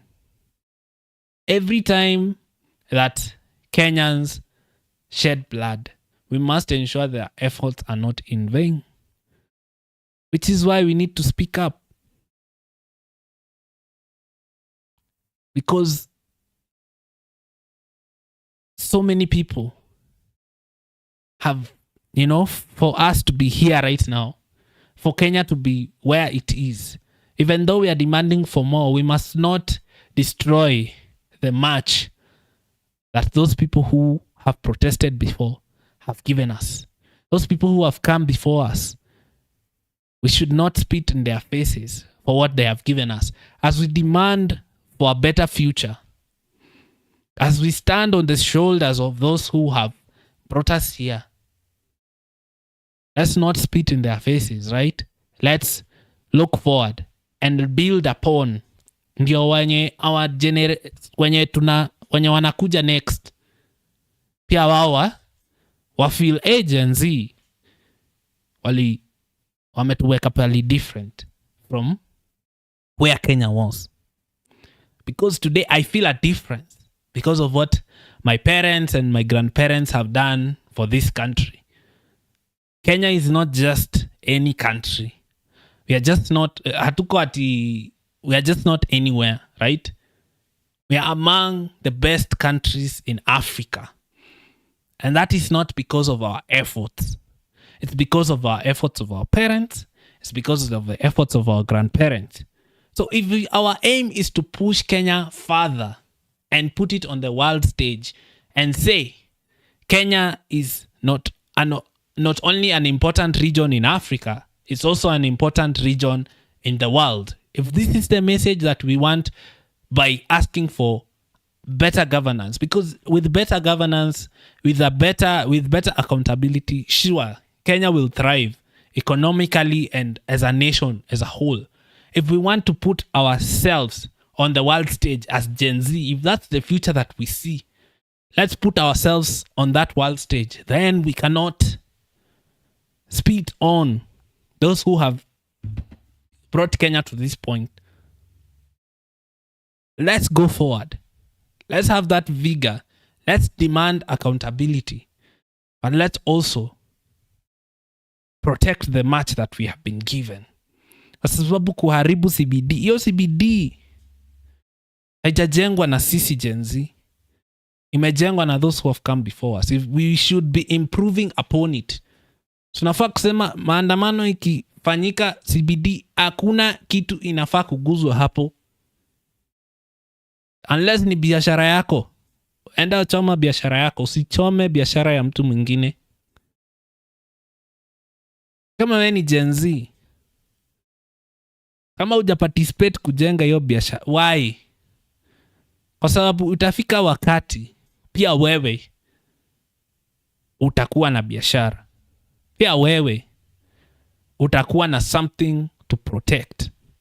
And you will not want au kina Gen Alpha na kina Gen Beta to just destroy what you have built. Hopefully we will be further along than anyone else has come so far. Right? Tutaweka Kenya in places where our parents could only dream of. But for that to happen, we must respect what they have done for us. And we must say, tukienda mbele, sitapeleka Kenya hata further than. Right? We are the generation of, free education. Free education was not, when you got that free education, it was not through your efforts. It was through the efforts of the people who came before. Now we are benefiting from it. Otherwise, how are we able to, demand all this? Because we are educated people. We are asking for more. We are asking for accountability. Tunasema Kenya lazima isonge mbele. Hatufai kuwa kwenye tulikuwa. And if this is the message then what purpose does it serve to destroy property? Because if we are asking for better times, yes, things get worse before they get better, but hizi vitu, they are in our control. If it gets worse, that means it doesn't have to be through destruction of property. Otherwise, we are going backwards, because sasa itafika mahali tuanze kusema hizi protest. Sasa tunaenda kuprotest nini kama every time kuna protest mambo things are destroyed, you know? So yeah, at least 8 people killed and 400 injured during Gen Z first anniversary demos held across at least 23 counties. Yes, 23 counties showed up. But we must also condemn the people who destroyed property in the same breath. Man shot dead by police, seen lying on the ground. This is what we're talking. Like, why? Let the law take the course. We don't have to. Hii mambo ya kuua hapana. No.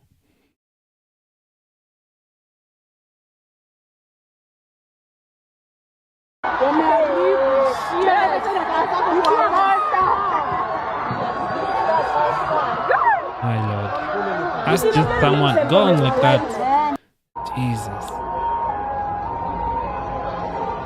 Yeah. Yeah. That was not okay.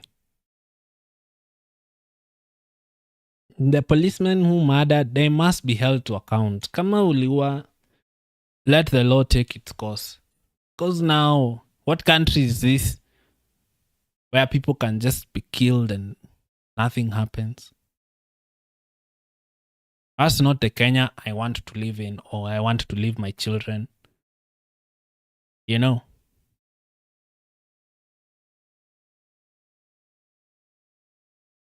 Absolutely devastating.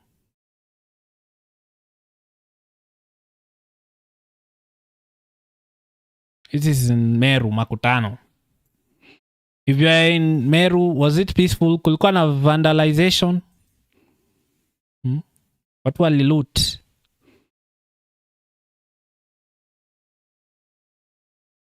Oh no. Meru wamechoma vitu huku and they are demanding for Super Ketia's supermarket. Damn. Why? What message is, like, what does this have? This was not... Makongeni, Thika, unconfirmed reports says police station was stoned.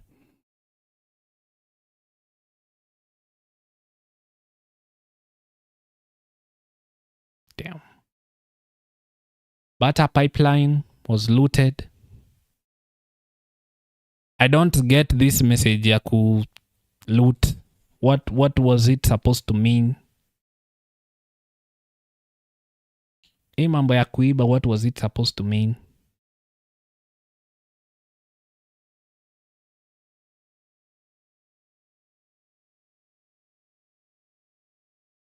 Absolutely devastating.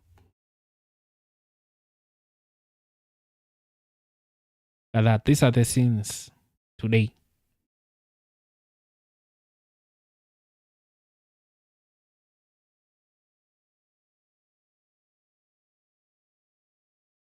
What?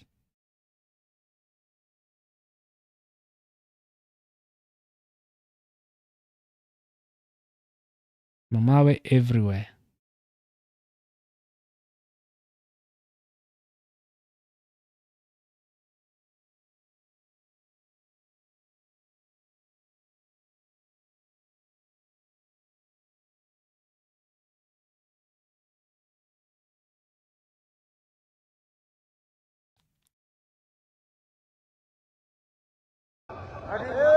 Matanga iko live CNN. Ati Matanga iko live CNN. Ndio tuna set mitambo hapa. Matanga yangu leo iko live CNN bana. Matanga iko live CNN.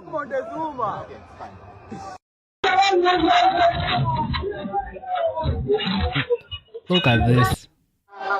Huh? Ini mambo gani honestly? Watu ni kuiba. Probably hata after uliiba like iliharibika.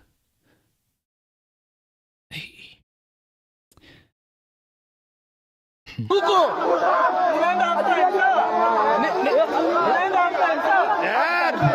Karawa naomba half time. Nasema tunaenda half time.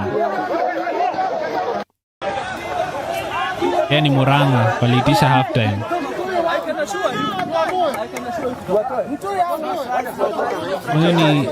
Huyu ni priest karibu akule viboko. Hii nchi itachomeka juu ya mtu mmoja. No way. Because of selfish agenda of one man, of a few selfish politicians. No.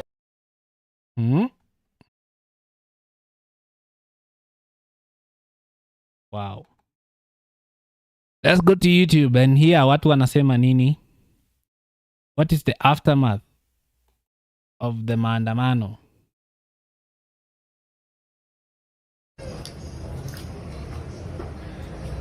Quickmart supermarket real losses.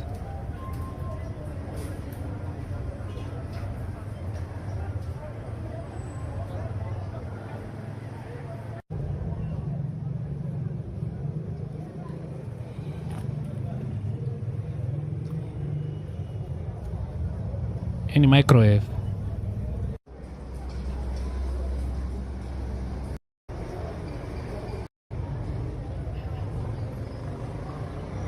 What? My windows zimevunjika. Hawa ni jobless. You had a job yesterday, today it's gone. Because how long will it take for you to nini? You gotta eat. Damn. Work today is broken. We're all working in too many disconnected apps, and it's killing team productivity. Let's see what happened yesterday.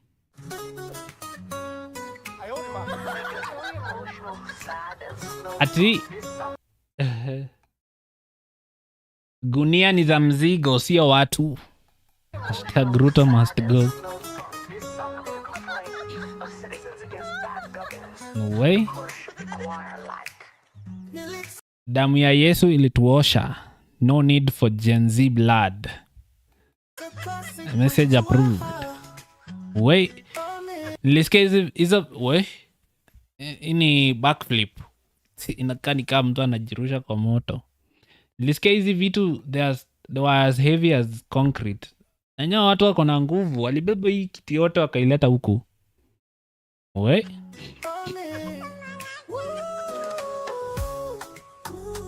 Allah, huku ilikuwa was it Bungoma or what? Gen Z wana protest ki Gen Z. Damn. Wenye wali there were people who walikuwa wanachukua hizo tear gas like their hands blew up.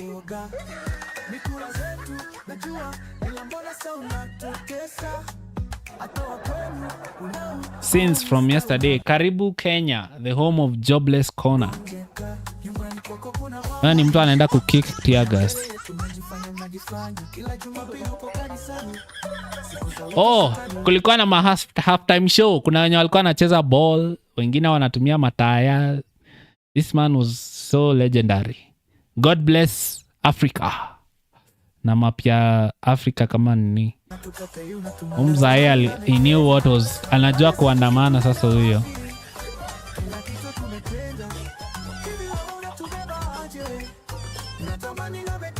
Kericho. Shout out to all the people who protested and they did it the right way.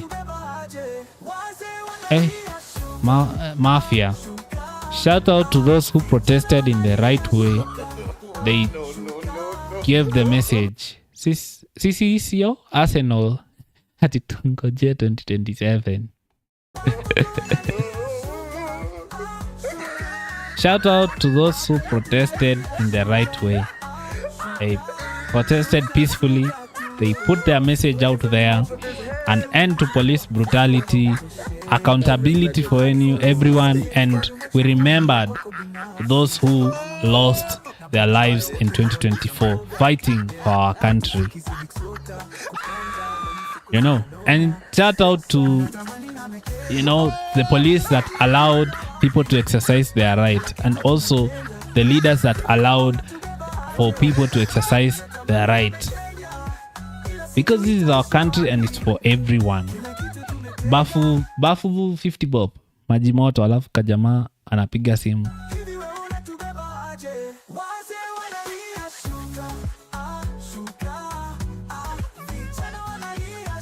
I hope mlifika safe. Kama ulienda maandamano hapa, I think ni Kiambu Road. Wait, is this a peaceful? Surely. And ameiba surely. Ameiba TV mzima. We. Sasa uibe TV yote ufika nyumbani upate hata ifanyi kazi.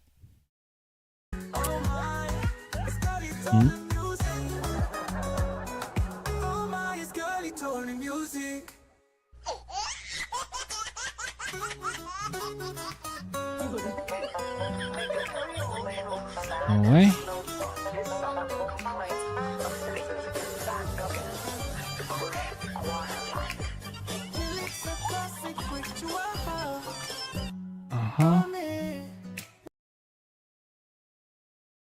Uko ni wapi?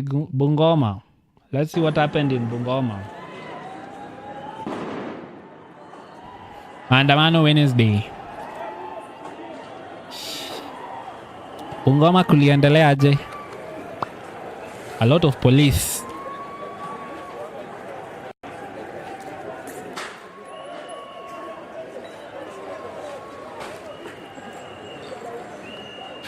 Did you partake in the protest? Na ulikuwa county gani? Because there were places where it was peaceful and it was done well. What we are against ni wale waliloot na wale waliua. You know? Because a lot of people, 15 people died yesterday from gunshots. You know? And other injuries. A lot of businesses lost livelihoods yesterday. That should not have happened. This protest can be done peacefully na message itafika. You know, by both sides, by both the protesters and the police. Tunasema kama ni accountability ni ya kila mtu.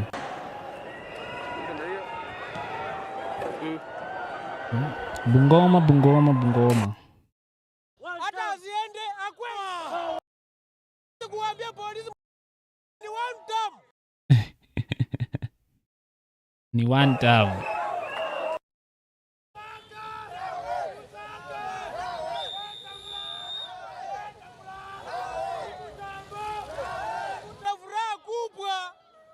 Kuonyesha Kasongo kwamba yeye ni one term. Haja yetu kuja hapa ni kuomboleza waliopoteza maisha. Exactly. Ya Kasongo kuua watu. Sisi sasa tunasema kati ya Kasongo kutumia media, kutumia polisi kuua watu, na sisi kuambia polisi msiue watu. Nani mwenye anaintimidate polisi? Tunataka tuwaambie Kasongo hii mchezo yake yenye anaendelea hii tafadhali ajane nayo. Yeye tumempea tu only one chance amaliza hii one term na aende kabisa, hata asiende akwe. Mimi nataka kuambia hii 2027 Kasongo ataenda nyumbani. Sisi tumechoka. Juzi ameua Albert Ojwang. Tunataka kumwambia hii, we are tired in the regime of Kasongo. We want to address Kasongo. We as a youth of Bungoma, we are tired about this regime. And we say no. Ola muri muri. Gen Z, Kasongo! Kasongo! Kasongo! Kasongo! Kasongo! Nashukuru wakazi wa Bungoma. Siku ya leo nashukuru wakazi wa Bungoma kujitokeza na kumoni wenzetu ambao walikufa mwaka jana. Nataka kuambia viongozi wa Bungoma County, wala ambao wanasema ati Bungoma hakuna mtu alikufa. Bungoma hakuna kijana alipoteza maisha yao. Shame on you. Sio Ruto peke yake tunasema ni one time. Lusaka, hakuna siku utaisimama kura Bungoma tukupatie. Weta, tumekupatia kura kwa muda mrefu. Hatutawahi kukusupport. Wacha vijana sisi wenyewe tujipange. Na nataka kuambia Mheshimiwa Kamket, ulisema leo unaleta bandi. Tumetaka tuone bandi na hatujakutana na wao. Nchi si ya Kamket, nchi si ya Ruto, nchi ni yetu sisi wote. Na nawaambia mjione leo tumeamua kama mbaya na afadhali tukufe sisi wote. Afadhali tuamue tukufe. Weka mahali huko, nyumbani kumewaka. Tuko na wewe, tuko na wewe. Asante. Haya, watu wa Bungoma hoye! Watu wa Bungoma hoye! Sisi wakazi wa Bungoma leo tumejitokeza, tumekataza maneno ya Kasongo. Nikisema Kasongo, mnasema tawe. Kasongo! Tawe! Kasongo! Kasongo! Weta! Lusaka! Lusaka! Fort Kenya! Fort Kenya! Achani ongea. Fort Kenya! Songa. Yote kono. Songa niongee bro. Hata tuseme Ruto ndio mwizi. Mimi kwa majina naitwa Wilfred Ateno Mwana, mgombea wa kiti cha MCM Sikoma. Leo tumejitokeza kama vijana kwa sababu ya vitu ambavyo zinafanyika kwa hii nchi. Sisi tumejitokeza kama vijana kusema abduction, Weta, Ruto. Asanteni. Karibu. Mimi kwa That was Bungoma. Interior CS Murkomen addresses the nation after. Let's hear what Murkomen has to say. Interested in accountancy? Give yourself the best chance of securing that.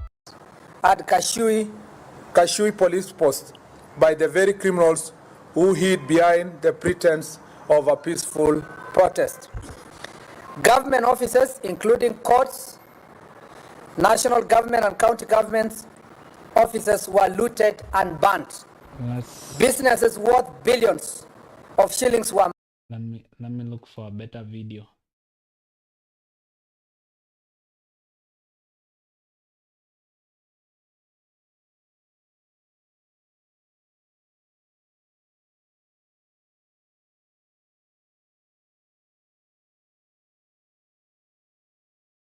Let me look for a better, yeah. The Minister of Interior National Administration, with the representation of the National Police Service present, and the ministry here present, represented by the PS and myself. On Wednesday of the 25th of June 2025, Kenya witnessed scenes of profound pain and violence in the name of the right to peaceful assembly. True peaceful protests, free of expression and picketing, are enshrined in our Constitution and specifically in Article 37. As the Cabinet Secretary responsible for your security, I address the nation today with heavy heart. Let me right from the outset express my deepest sympathy to every Kenyan who endured suffering during yesterday's protest. To the families of those who suffered harm, both members of public and security personnel who bore the brunt of violence, and those whose livelihoods were shattered, your needless pain is our collective sorrow. The suffering inflicted upon you remains a stain on our national conscience. What unfolded yesterday was not a protest. It was terrorism disguised as dissent, Terrorism. There was no peaceful demonstration. It was riots, chaos, and anarchy. Let me therefore state unequivocally that we condemn the criminal anarchists who, in the name of peaceful demonstrations, unleashed a wave of violence, looting, sexual assault, and destruction upon our people. More than 10 Kenyans were killed. Investigations are ongoing on the numbers and the circumstance that this happened. Over 400 were injured. Close to 300 are police officers. Some left with injuries they will carry 300 police officers. Key government installations and offices were targeted. At least 9 police stations were attacked, 5 of which were torched, including Dagoretti, Molo, and Olkalau, to name a few. 88 police vehicles were destroyed. A total of 27 national and county government vehicles were destroyed, and 65 civilian vehicles parked in various police stations, including a school bus, were burnt. The criminals were aiming at the officers on duty. They were after guns in the armories and the police uniforms. 5 firearms were stolen in Dagoretti Police Post, Kiambu County, while 4 were burnt at Kashui Police Post. Terrorism. Yes. He says yesterday what happened was terrorism. But 300 police officers were injured? I don't know. Do you agree with that? I don't agree it was terrorism. Yes, I agree there was looting, there was stealing, and there was killing of Kenyans. Hapa both sides must take responsibility. Hakuna kusema ati it was the protesters' fault. Both sides must own up. Police killed peaceful protesters, right? But protesters also looted and robbed businesses. And also police were injured. I don't know whether there are 300 of them, but for sure, we know that police were injured. And a lot of businesses were burnt. A lot of property was burnt yesterday. So, we should not... Hapa hakuna ati there was someone who was right yesterday. The act in itself of protesting is commended, but I don't agree kusema ati hiyo ilikuwa terrorism. Hey, terrorism. Wow.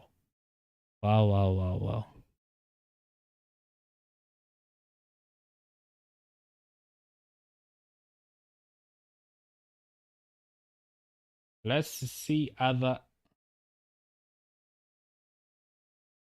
if there are other leaders who have spoken. Business owners crying at Nairobi.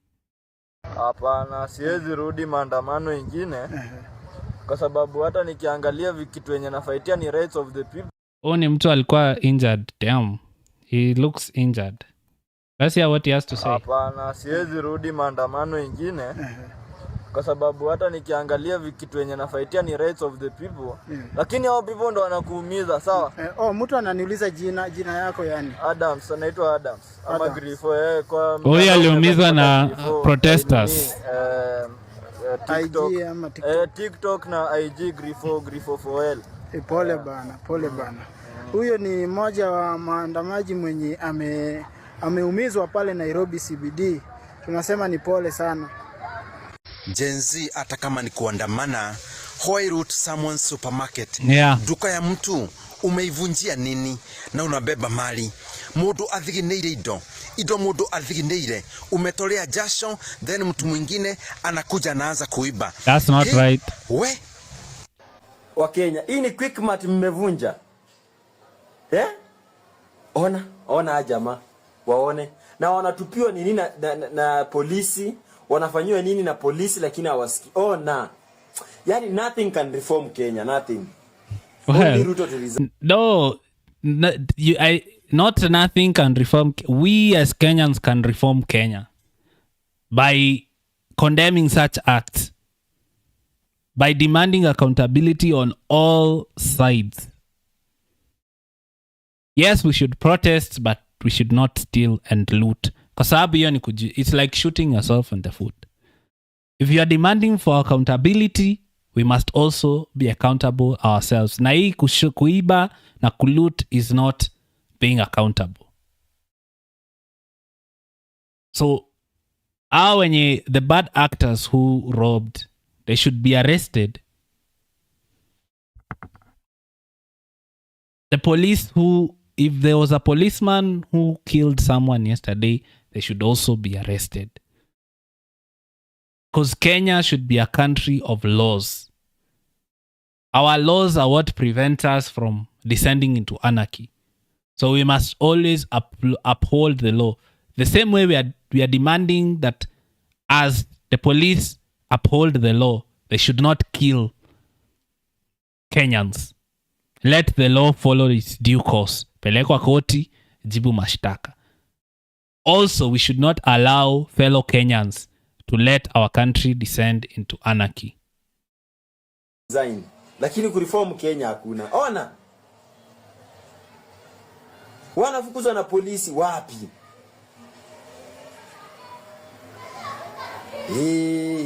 Haki ya Mungu. Tuko na kazi ya kufanya.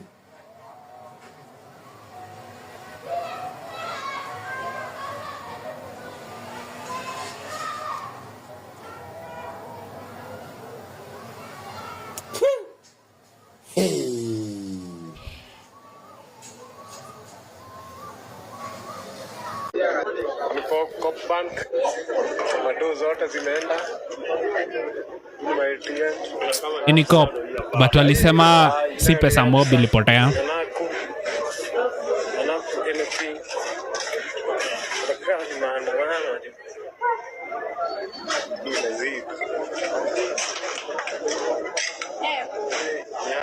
The worst maandamano yenye nimeshuhudia leo was in Kitengela. Kitengela. A lot happened guys, in Kitengela. Unajua wale wenye wamekufa tu hivyo. Yeah. Wenye wamekufa hivyo. Hakuna mwenye ata compensate. And I told you this should not be happening. Atfai kusema ati mwenye amekufa tu hivyo. What kind of country is that where you can just die and nobody cares? And that was supposed to be the purpose of yesterday's maandamano. If you know kwenu mko wengi sawa enda, lakini ukijua mko wengi lakini wewe ndio utegemea ukaa nyumbani. So those two young men, just two young men wapoteza life yao hivyo. Na ni hivyo maisha haina reverse, ikienda imeenda baba. Copy to the ina reverse. Haina reverse, maisha ikienda imeenda. I told you earlier. Sometimes you have to listen. Si lazima ufanye kitu uonekane. Kenya ilishapata uhuru. Sasa uhuru gani unapigania wewe? Piga uhuru na kura. Kura yako ndio inaamua. Wakenya, ajeni hizo man. Ajeni hizo. Yes, your vote counts. So 2027 kila mtu ajitokeze.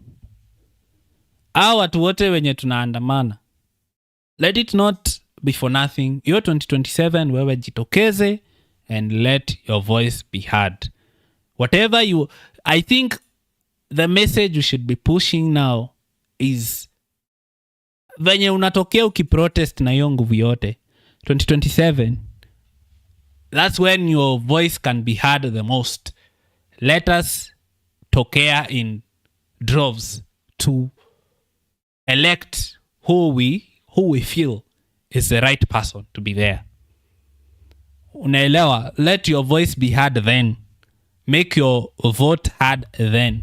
Isikwe hii mambo yote yenye tunafanya ikifika 2027 then no one turns out. That is when you make it count. That is when you make your voice count, right? So 2027, that is when, you know, things will happen. Wa Kenya, sino tunajaribia jo nchi yetu, acheni hizo mani jo. Uko hivyo jo, Israeli inapigana na Iran. Iran imewin.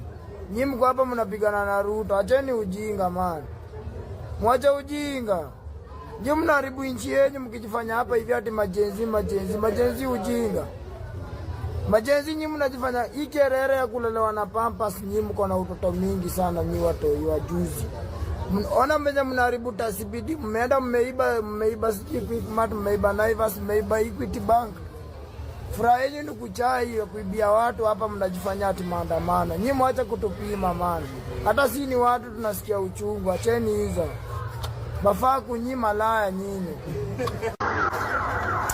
Yebo cheki. Hii ni shop ya mtu mzee. Imefanywa hivi yote.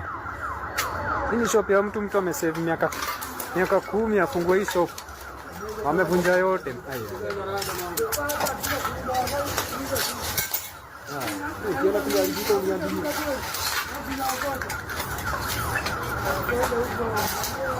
Town is chaotic guys. Cheki manze shop za watu. Cheki manze. Man, this is not good. Mtu amekaza na kutafuta pia kuanzisha biashara, wewe ndio huyu. Ona kufuri. Umepiga lock. Umepiga wanta. Wewe bado unaendelea kuiba bro. Na mtu alikamatwa hapa akiiba. Toka hapo. Pigo risasi uliwe hapo sasa utauliza. He was very angry. Akiona kuna mtu anaiba na ona shop za watu. Ona shop za watu huko. Ona. Wameiba zote. This is very bad. Badala maandamano in peace. Man, this is very bad.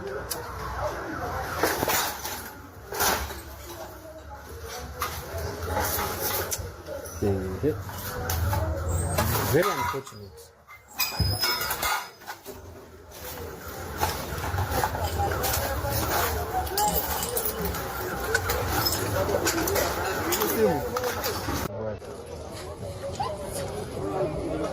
Ona tu. Complete distraction.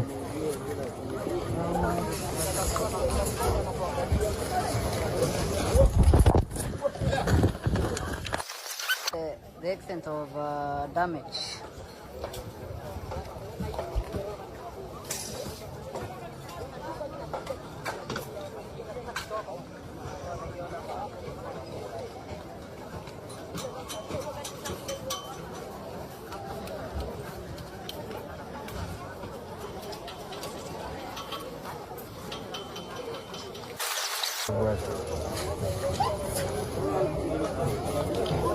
Let's look at this. Hizi ni mabusinesses zimelutiwa. Makaratasi all over.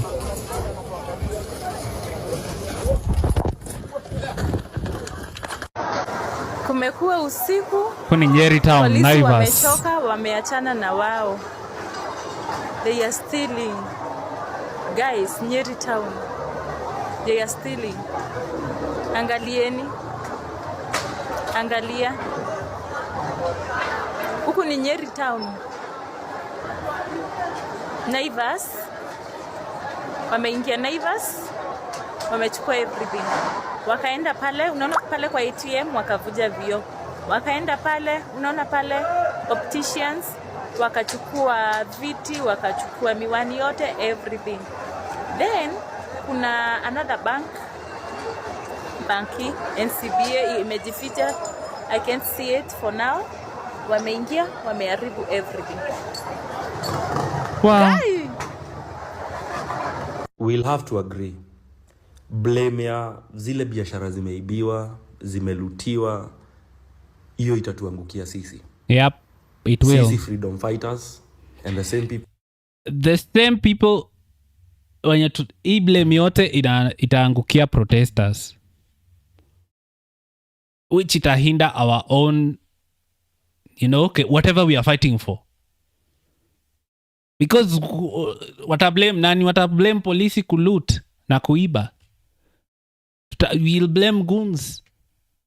Kila kitu ikifanyika maandamano ni goons.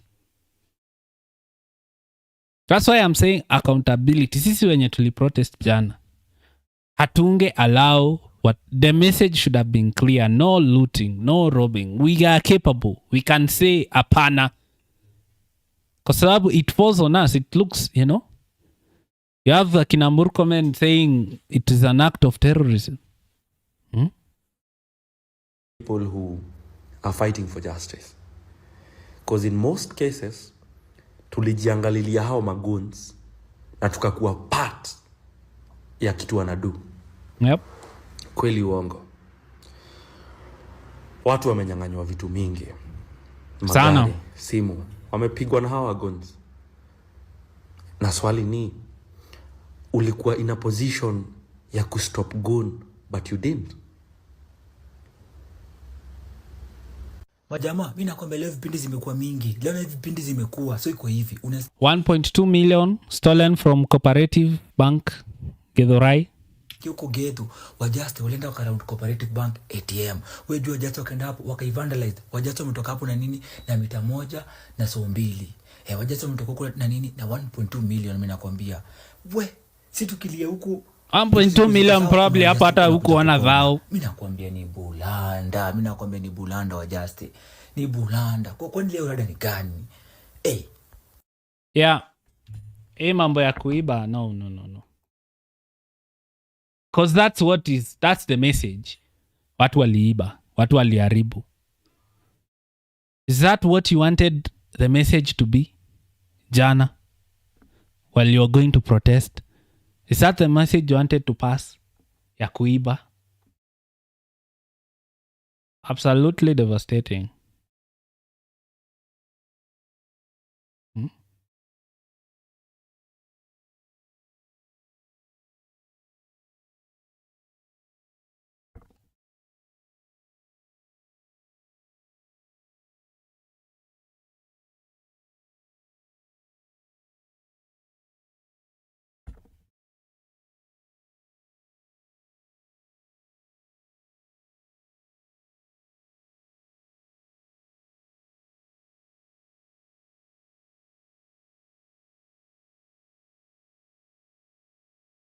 Ruto to address the nation after the protest. To be providing budget that will compensate people all the time when the properties are looted at this point in time, then the best law would have been those who are protest organizers should be bearing greatest responsibility.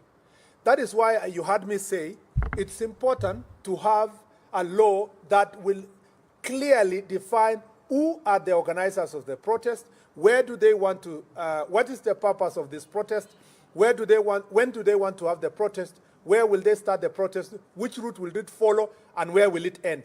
And should there be anything that is, should these protesters loot people's properties, what will happen?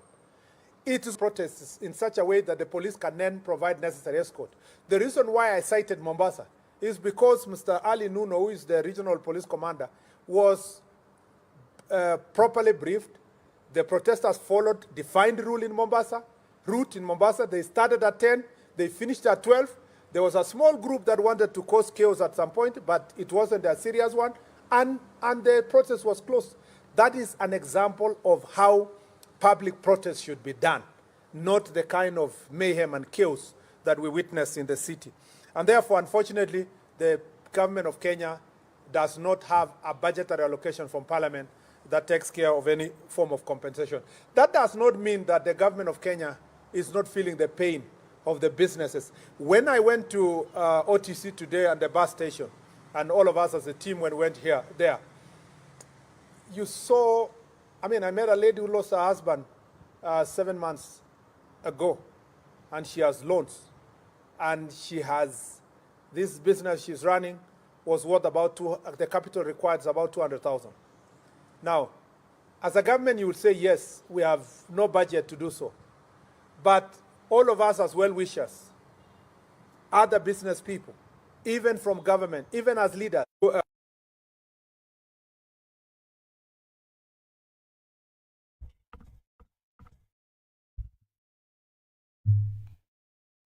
I think anyone Mombasa, they did it well. I think we can all agree that the maandamano that Mombasa did, they did it properly. Also been asked by Daniel that there are people who do not trust the justice system. Unfortunately, this is our country, and that's why when we tell all the protesters that let's make protests peaceful, let's protect our nation, there is no other country. The same people who will say today, we don't trust our justice system, are the same people whom when we say we want to regulate protests, they will say, no, you cannot regulate our right. It's important that protests are regulated. And also important for us to trust our institutions. The DCI and the police here have done a fantastic job to unearth so many cases in the country. We have the capacity and the human resource to make sure that we investigate and arrest people. And that's why I'm saying we will arrest. We have arrested already some who were arrested yesterday. Some will be arrested today. Some will be arrested over the weekend. But we want to make sure that all those people who are prosecuted, there is enough evidence, and we want to request the judiciary to work with us and work with the police, National Police Service, to ensure that all those characters are brought to justice. On the question of... I agree. If you looted, you should be arrested. Who are goons, we will be happy to receive also reports from citizens to record statements so that if there will be such incidences where there was infraction on any part of government officer, of course it will be investigated in the right manner. But by and large, yesterday was a great success in terms of the police work, even though the destruction that went all the way to almost midnight. All these goons who were brought all the way from Muranga, some of them were brought from Nyeri, some were brought from Kirinyaga, most of these goons were left in town. Some were left in Thika Road. And so as they were going back home, they caused immense havoc last night in Thika town, looting people's businesses, mugging people, robbing people in Thika town, and some on their way to Kajiado also caused a lot of havoc on their way. So, and the police were really overwhelmed because now they were doing some of this work in darkness, especially some who, on the onset of this darkness, they came back to the roads to try to rob motorists and other citizens. It has not been easy when such number of goons and criminals and thieves and thugs and robbers are concentrated in one area, collected by these politicians. It's not easy for the police officers to be able to maintain law and order.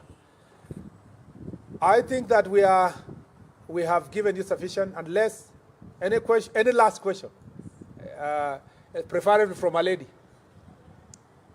Yeah, there's a lady on the left there.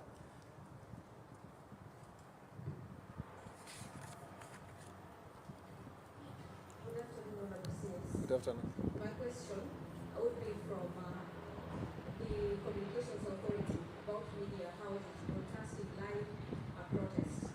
That was followed by a High Court order from Judge Chacha Mwita, who said that is unconstitutional per se. So what is your take about the live broadcast of protests and that directive?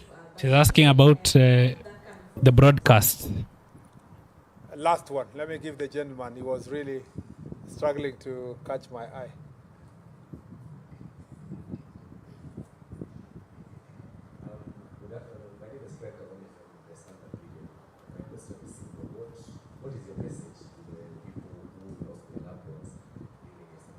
Message to people who lost their loved ones and about the broadcast. Because you are the last one, let me just give you. Yeah. Thank you. My name is Mike from TV47. I just have one question. Perhaps how many police officers were injured? How many police officers were injured?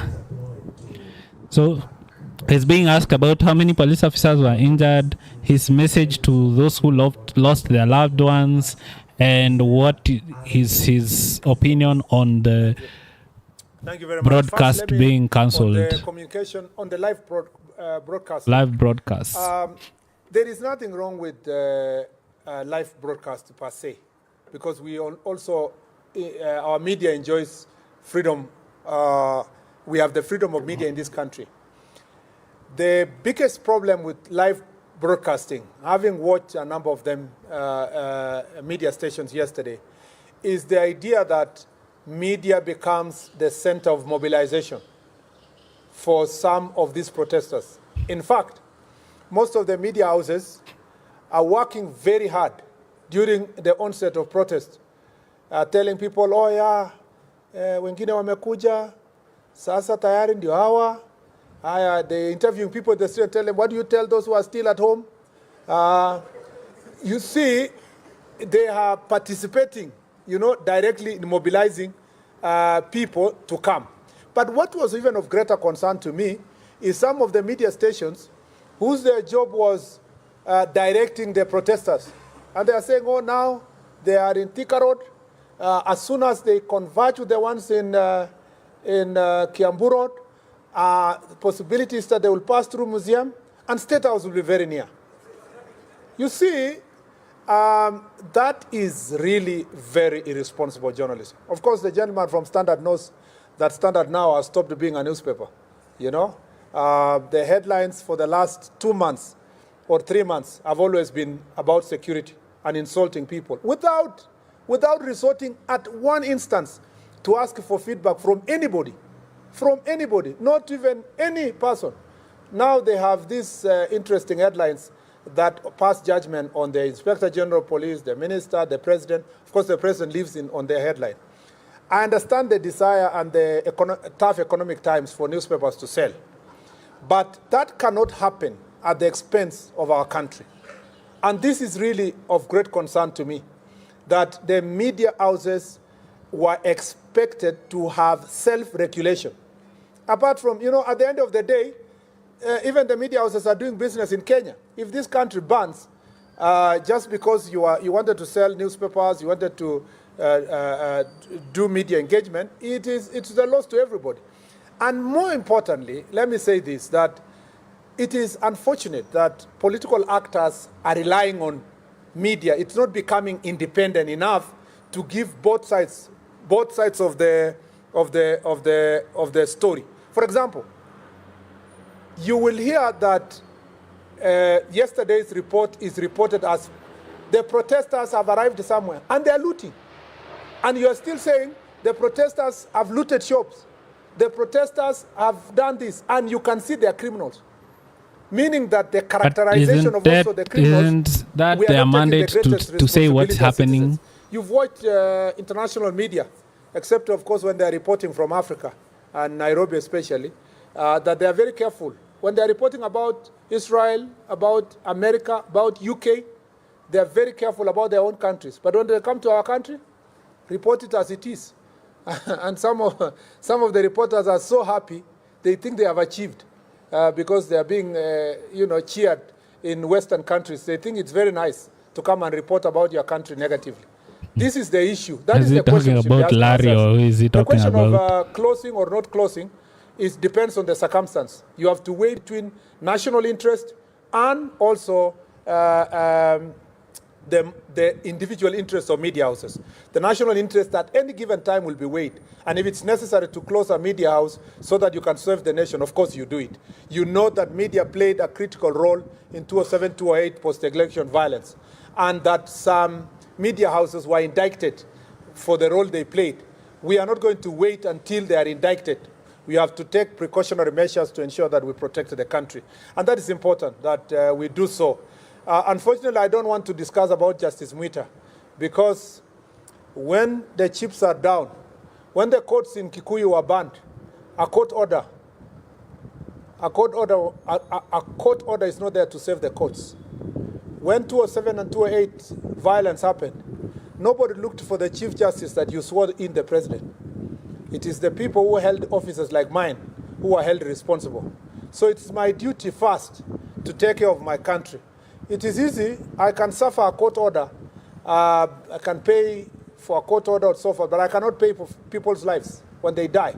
and I cannot return back the nation when it becomes a pariah state taken over by hooligans and gangs.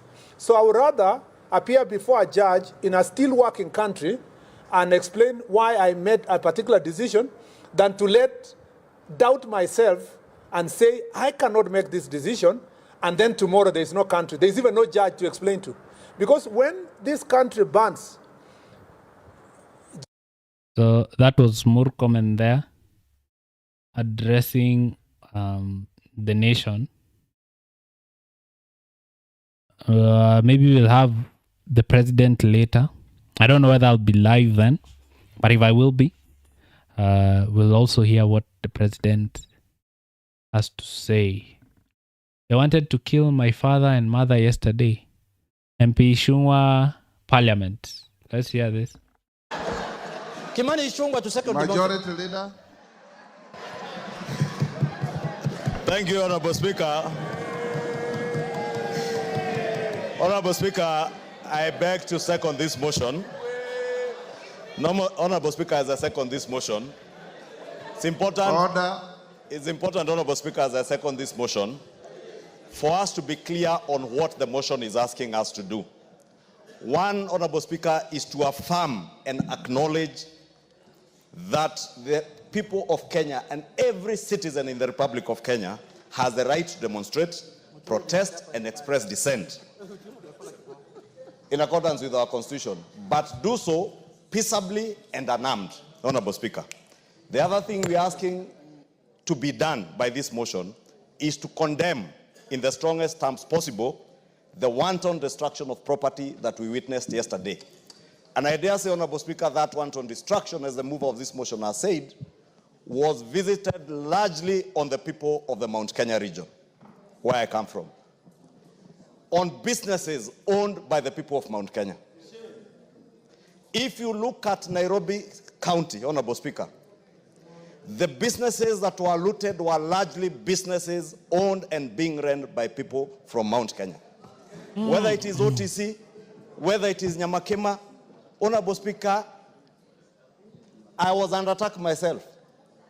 But I watched a clip by a young lady who was praying to the Almighty God that you, God, who has provided me with resources to stock my shop that was looted today, I pray that the God I pray to will restore my business, everything that I have lost, and double it.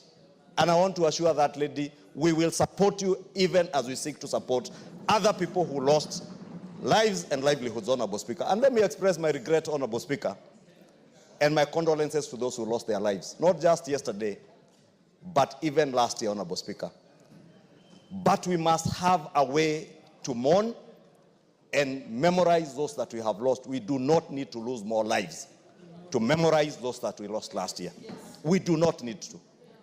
Honorable Speaker, the other thing this motion is asking us to do as a House is to call upon the Inspector General of Police and the DCI, the Director of Criminal Investigations, to immediately and expeditiously investigate the acts of lawlessness and bring to justice those found culpable, including, Honorable Speaker, current and former politicians who are involved in the planning, mobilization, financing, and incitement of mobs and goons and criminals, Honorable Speaker. That for me is cardinal, Honorable Speaker. June 2024, 25th of June 2024, with the unfortunate incidents that happened, Honorable Speaker, we let it pass. If you can protect me from the member for Narok County and the member for Elgeyo Marakwet. Honorable Speaker was saying June 2024, we let it pass. And 2 sitting members of this House who are being investigated by the Director of Criminal Investigations rushed to court, obtained orders to stop their arrest, following information that the DCI had that they were involved in the mobilization of goons that looted from the people of Mount Kenya in Nairobi, including the burning down and deaths of Kenyans at the Sunbeam building somewhere along Kimathi Street, Honorable Speaker. They continue to be protected by the judiciary, Honorable Speaker, through that court order. Court orders using anticipatory bail cannot be into perpetuity, Honorable Speaker, because we are breeding impunity through these conservatory and preemptive orders, Honorable Speaker. The same characters, Honorable Speaker, are involved in the mobilization, financing, and looting that you saw yesterday, Honorable Speaker. Their chief financier and key mobilizer, Honorable Speaker, yesterday,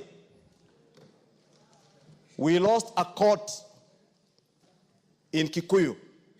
The Kikuyu law courts were all raised down and everything looted, including the destruction of court records,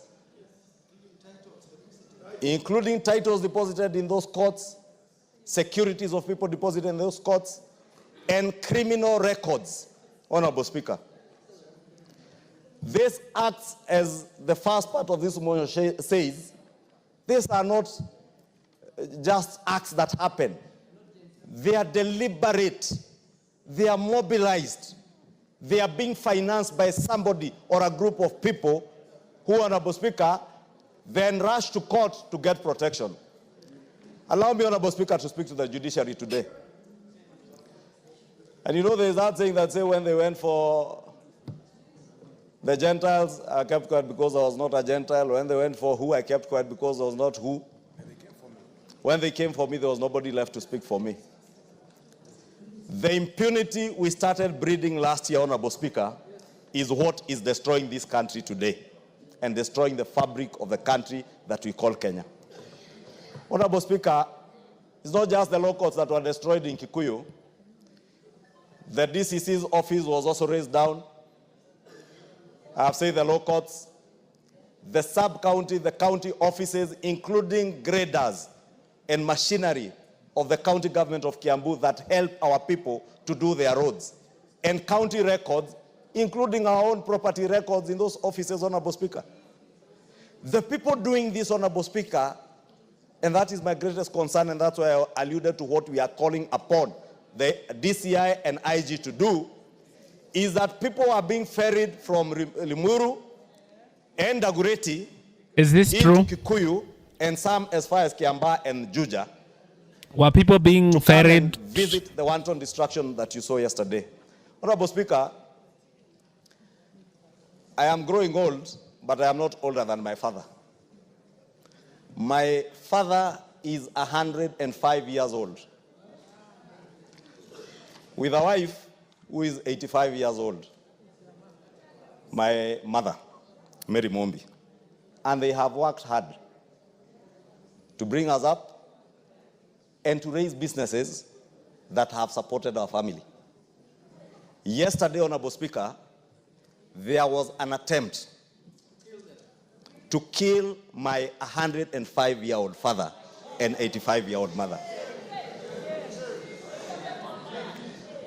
All in the name of myself being the leader of majority in this house and having done my work to the best of my ability as God may help me. And I saw by the Bible, Honorable Speaker, standing before you, that I will execute my duties without fear, without favor, and to the best of my ability. And I will continue to do that, Honorable Speaker. Let nobody be in doubt. The Honorable Junet Mohammed has mentioned names. I did say here last year during the impeachment process of the former deputy president that this is a dark man with a very dark heart. Very black heart. I dare say today. So is he saying that Rigathi had something to do with the plot he's talking about? And I never understand, like, for example, this lady, I've seen her in so many videos. She's always, is it her or is it someone else? There's someone always there, you know, cheering what Ishungwa has to say. I don't know. I've seen it a couple of times. She's always nodding, applauding, and always supporting what Ishungwa has to say. I don't know.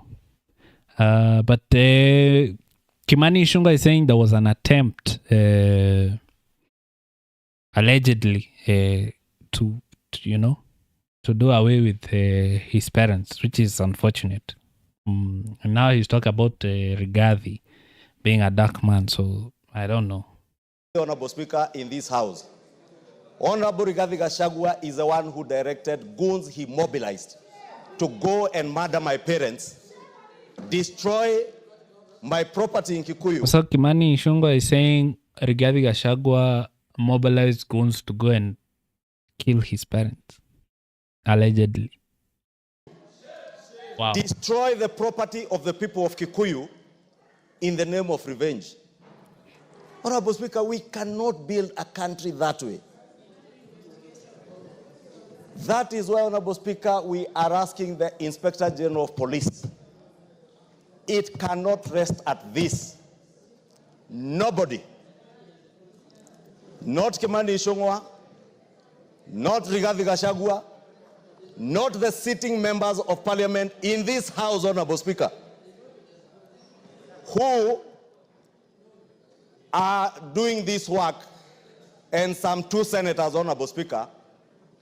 And as Honorable Junaid Mohammed has said, if you look at the trajectory of violence and destruction that visited, you can associate that violence with a particular politician and the area they come from and the kind of thuggery that was going on, Honorable Speaker. So as we condemn, Honorable Speaker, let us call on the Inspector General of Police and the Director of Criminal Investigations. Anybody involved in this criminality, whether it is Kimani Ichung'wah, whether it is Junaid Mohammed, whether it is Rigathi Gachagua, whether it is Jane Kihara, whether it is Kaluma, whether it is Ngogoyo, whether it is Major Dong, whether it is Kakuya, whether it is Senator Medho, investigate each and every one of them without fear or without favor, and whoever is culpable, bring them to book, Honorable Speaker. Because we cannot have a country of lawlessness, Honorable Speaker. We cannot have a country... Give him 1 minute. Honorable Speaker, I was finishing by saying we can't have a country where I purport to speak for the people, my people, yet I mobilize people to destroy my people's property. I mobilize people to kill our own people so that we make political capital out of it.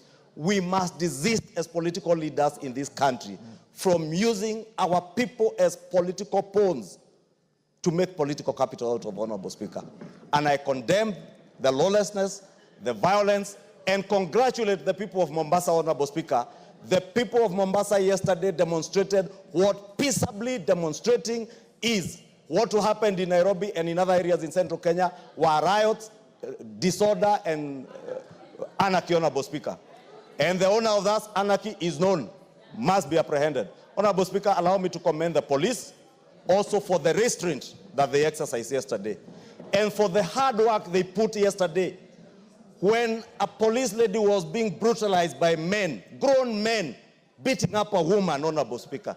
It's the most despicable thing you can find, that a man is stepping on a police officer on her head. Honorable Speaker, there were criminals who attempted to get into State House girls. It is not William Ruto's children who go to State House girls. It is not Kimani Ichung'wah's daughters who are in State House girls. It is our children. Why would anybody mobilize criminals to attack young schoolgirls in a school? I commend the police for protecting State House girls, protecting other lives and property that they protected yesterday, Honorable Speaker, and call on them to take action on the financiers, the mobilizers, and those particular criminals, and those who want to drive our country to anarchy. And we tell them, resounding as a house, we shall not allow our country to be driven to anarchy by bloodthirsty people, bloodthirsty politicians who have no agenda, who have no vision for Kenya, who can only harp on Gen Z. A Gen Z, a generation, they are neither a Gen Z, nor do they have children in their houses who are Gen Zs, Honorable Speaker. I have 2 Gen Zs in my house. I know what these children want. Those who are just harping on Gen Zs and riding on their wave, Honorable Speaker, are only trying to take advantage of a desperate generation of young Kenyans. Let us desist from doing that, Honorable Speaker, and I beg to second. So that was Kimani Ichung'wah's reaction to Kimani Ichung'wah to second.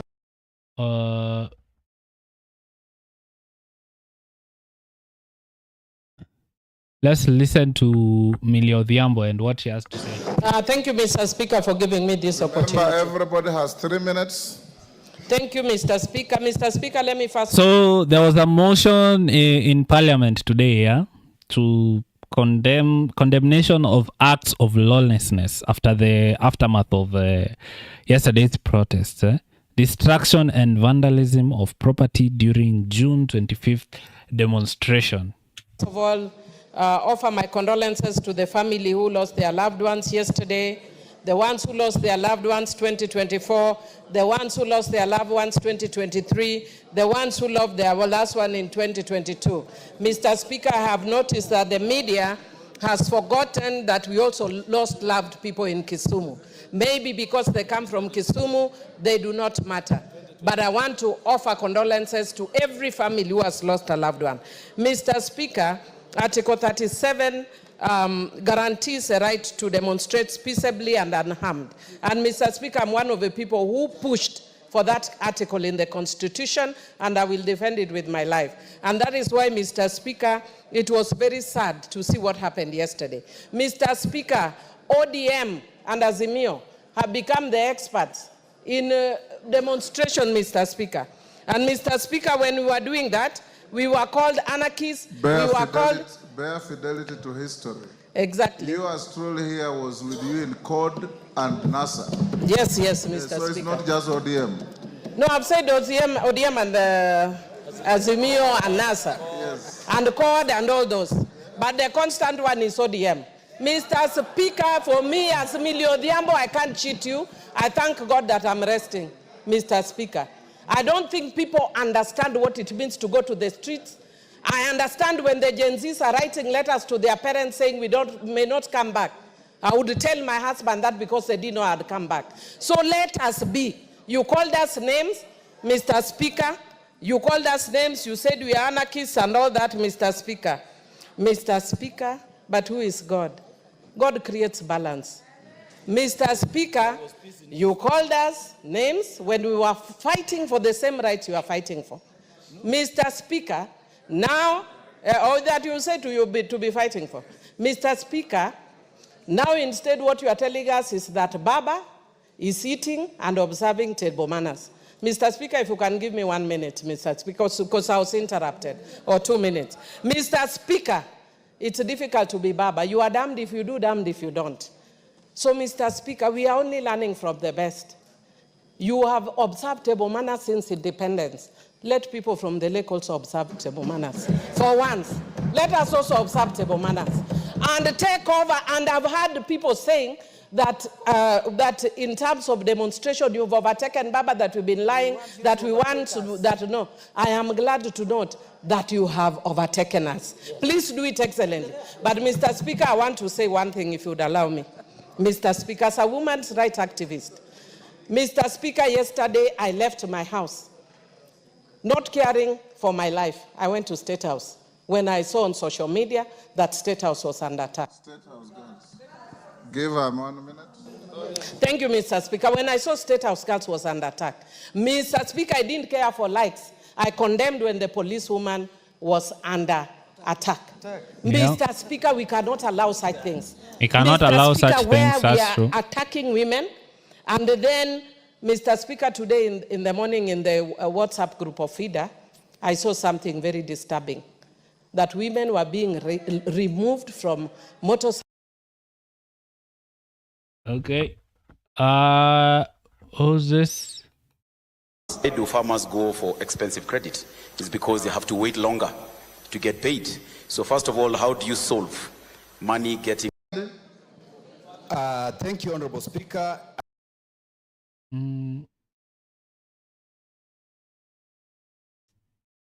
So, someone was blaming Rigathi. So this is... And I want to appreciate for this opportunity. It is the first time you've given me a chance to speak outside a question or statement in this house. I appreciate. This is Kimani. I want to also associate myself with the concerns. Kibagendi. Kibagendi lectures MPs for blaming Rigiji. That have been raised by my fellow colleagues. especially on the destruction of property and killings and the unfortunate things that happened yesterday. I, however, would also like to caution, we need to be also talking about the issues that have been raised by Gen Zs. The issues raised by the Gen Zs. Fatuma, just hold on, Kibagende, hold this time. Yes, give Mama. Honorable Speaker, thank you for the opportunity. Honorable Speaker, Honorable Kibagende has just made a statement. Maybe you didn't take notice. That it is the first time that you've given him an opportunity to speak in this house. Yes. I would like him to know that you don't pull people from their seats to speak. You must raise your voice. You must show that you are interested in speaking. So I beg him to withdraw that statement because you don't work in partiality. You are very considerate, Mr. Speaker. And he's never even in the house and he's blaming you. You don't point people from their houses to contribute. That is wrong, Ms. Kibagende. Thank you. Thank you, Fatuma, for defending me. And that's why I ignored it. Go on, Kibagende. That's extremely irresponsible from my fellow honorable member. Go on with your contribution. Now, I wanted to make a point this way, Honorable Speaker. We must stop trivializing the concerns of young people of this country and trying to make it become like it is a Gachagua thing. Kenyans demonstrated across the country, and it is because of their concerns that we must all rise up and support these young people. Honorable Maraga did not come to the streets because he just wanted to come to it is because of the concerns of young people. I'm perturbed by what Honorable Farah Maalim and the Deputy Speaker are speaking about Honorable Maraga and those who've spoken about the former Deputy President. It is irresponsible. What is your point of order? Mr. Speaker, Honorable Kibagende is saying this was a Gen Z demonstration.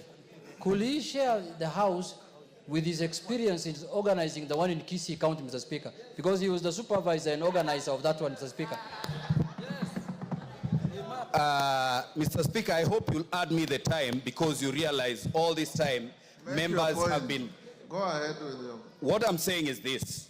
Honorable Junet, with all due respect and all the leaders that have spoken before me, we need to be more concerned about the issues raised by young people in this country rather than trivialize this to what Gachagua has done to this country. Gachagua is such a small person. Did he organize in Mombasa? Did he organize in Kisii? Did he organize in Kericho? Why don't you have him arrested? Deal with Gachagua in accordance with the law. And finally, we want to advise that this Mwafrika.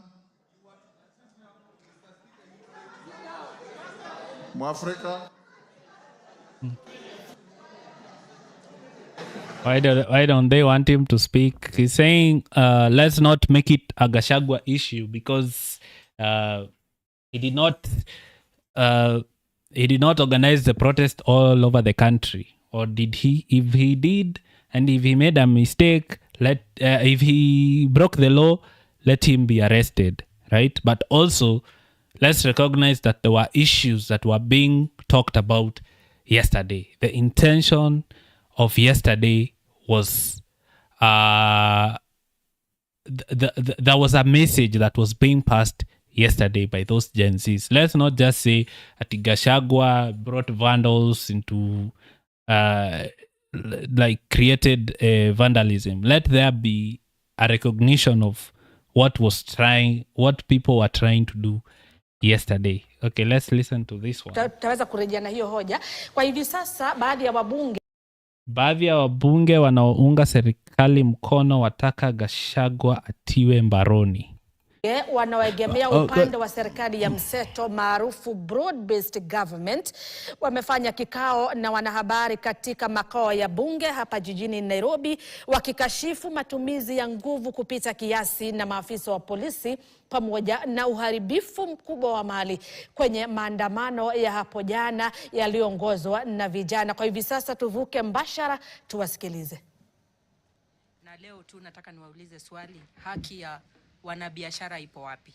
kwa sababu hii si mara ya kwanza wameporwa mali yao wakati ambapo tuko na maandamano, na hakuna fidia ile ambayo wanapewa baada ya kama zile demonstrations zimefanywa jana.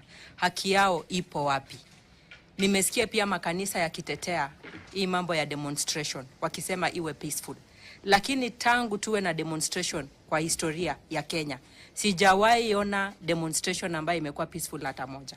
Ni lazima tu wakora watateka advantage na wale wezi wataingia kwa maduka za watu na wavunje. Na kwa mara nyingi tunapata maduka nyingi zimefungwa. Kama jana ungetembea hapa town, maduka nyingi sana zilikuwa zimefungwa. Hiyo ni uchumi wetu tunaharibu.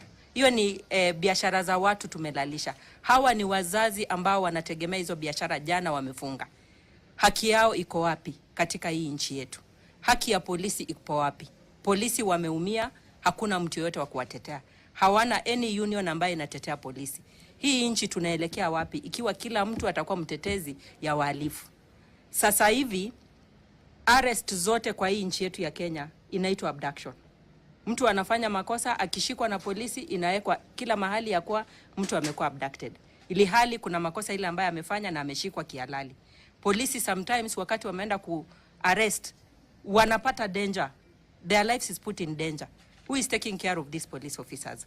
Na ndio sababu tunaona ni kama hii nchi inaenda ikiharibika. Na hatutakubali kama viongozi kupoteza nchi yetu. Na ningewaomba nyinyi kama wananchi, tusikue tunatetea uhalifu tu. Wacha tuone uzuri wa hii maandamano ni ipi. Kama tunasema kaa jana walikuwa na commemorate deaths zile ambazo zilifanyika last year. Tumekuwa na vifo nyingi zile ambazo zimefanyika. Haswa kama 2007, 2008. Ni makovu ambayo hatungetaka kukumbuka hata kidogo. Watu waliwawa more than 1,600. Tungesema every time maovu yamefanyika, tukue tunafanya commemoration. Sisi kama nchi tutawahi fanya kazi lini? Vijana wetu Gen Z wamesema kazi ndio shida. Ajira ndio shida. Hii serikali ya William, niseme kama ile ya last time, the last government, internship walikuwa wanaandika 10,000. This government ime increase the number. Walimu wameandikwa. Tumekuwa na job creation kwa through Nyota, ile ambayo imepea youth opportunity. Labda hatujaweza kufikia kila mmoja, lakini kila serikali ipewe wakati one step at a time. Tumeanza na hii, next time tutafanya ingine, na mimi ningependa tu kuomba rais aweze kupewa time ili aweze kufanya kazi. The more tunafanya demonstration, the more tunaharibu nchi yetu. Kama sasa vitu zile ambazo zimeharibiwa huku, nimeona mawe zimetolewa, barabara zimeharibika. Hiyo ni pesa ambayo tungekuwa tumeallocate kufanya vitu vingine vipya kwa budget ijayo, lakini sasa ni kama tunarudi reverse, tuweze ku repair zile vitu zile ambazo ziliharibiwa. Kwa hivyo nataka kuwaomba haswa hii shirika la human rights, ni kama hamtetei haki ya kila mwanadamu, mko na specific people wale ambao mnatetea, na hatutakubali. Itabidi either mtetee rights za Wakenya wote, wanadamu wote, ama mubadilishe jina ya utetezi wenu, kwa sababu ni kama si utetezi wa haki za kibinadamu anymore. Asante.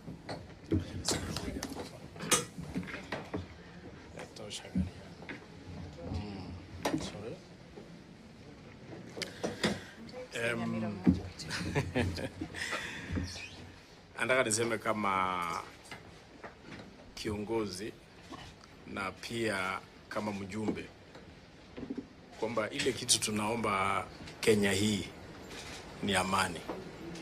We want peace in our country. We want our country to remain cohesive. We want our nation to move forward. Mambo yenye yalifanyika jana ni mambo yenye inaweza funja nchi yetu. Inaweza fanya nchi yetu iende kwa barabara nyingine.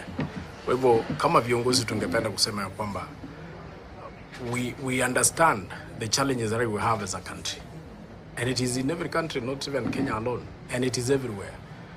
We understand those challenges, but there are methods and routes that people normally use to solve those challenges. Not the route that we saw yesterday. So mimi mwenyewe tu ningependa kusema ya kwamba tunataka amani Kenya hii. Tunataka kuendelea vizuri, mwaka wa 27 tuende election. Yeah, thank you, Mr. Speaker. I also condemn in the strongest terms possible the destruction of property and infrastructure. And But Mr. Speaker, we must be careful because when you look at the way this motion is worded, we seem more concerned about the property that was damaged, and we are not talking about the 10 people that lost their lives yesterday. We are not talking about the 60 that lost their lives last year, right here in Parliament. Order, Mr. Speaker, Robert Mbui, order. Mr. Speaker. Order, Robert Mbui, take your seat. Save his time. Save his time. Robert Mbui, I'm also sitting here and I listen. Let's have fidelity to facts. Milo Odhiambo next to you has eulogized all the dead up to 20 years back. Your neighbor there who moved the motion talked about the same thing. Kimani Ichung'wah talked about the same thing. So let's bear fidelity to facts. The motion is not just about what is written, but also what is going to the Hansard. Go ahead. Mr. Speaker, your time was saved, so you have not lost. Mr. Speaker, the motion is very clear. It doesn't actually talk about the 60 that were killed last year. It doesn't talk about the 10 that were killed yesterday. It talks only about the destruction of property. So, Mr. Speaker, it's important. It's very important that we be careful about this issue. Mr. Speaker. Yes, Junet. Mr. Speaker, is my deputy, who is not behaving very well also. Mr. Speaker, is he in order to...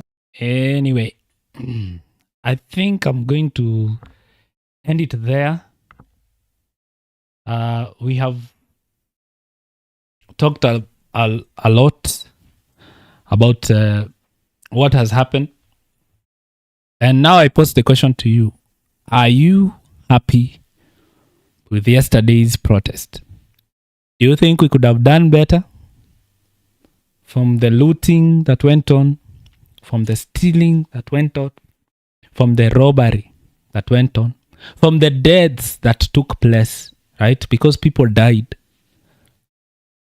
Some at the hands of police or some at the hands of, the protest. I hope the lives that were lost, the people who are responsible, will be held to account. The people who robbed, kama uliiba ushikwe, because now what are we talking about? The conversation is not the people who lost their lives and, the commemoration of the yesterday's, of the last year's protest as it was intended. The conversation has turned to the looting, the robbing, and the killing of the people who died yesterday. And that should not have happened.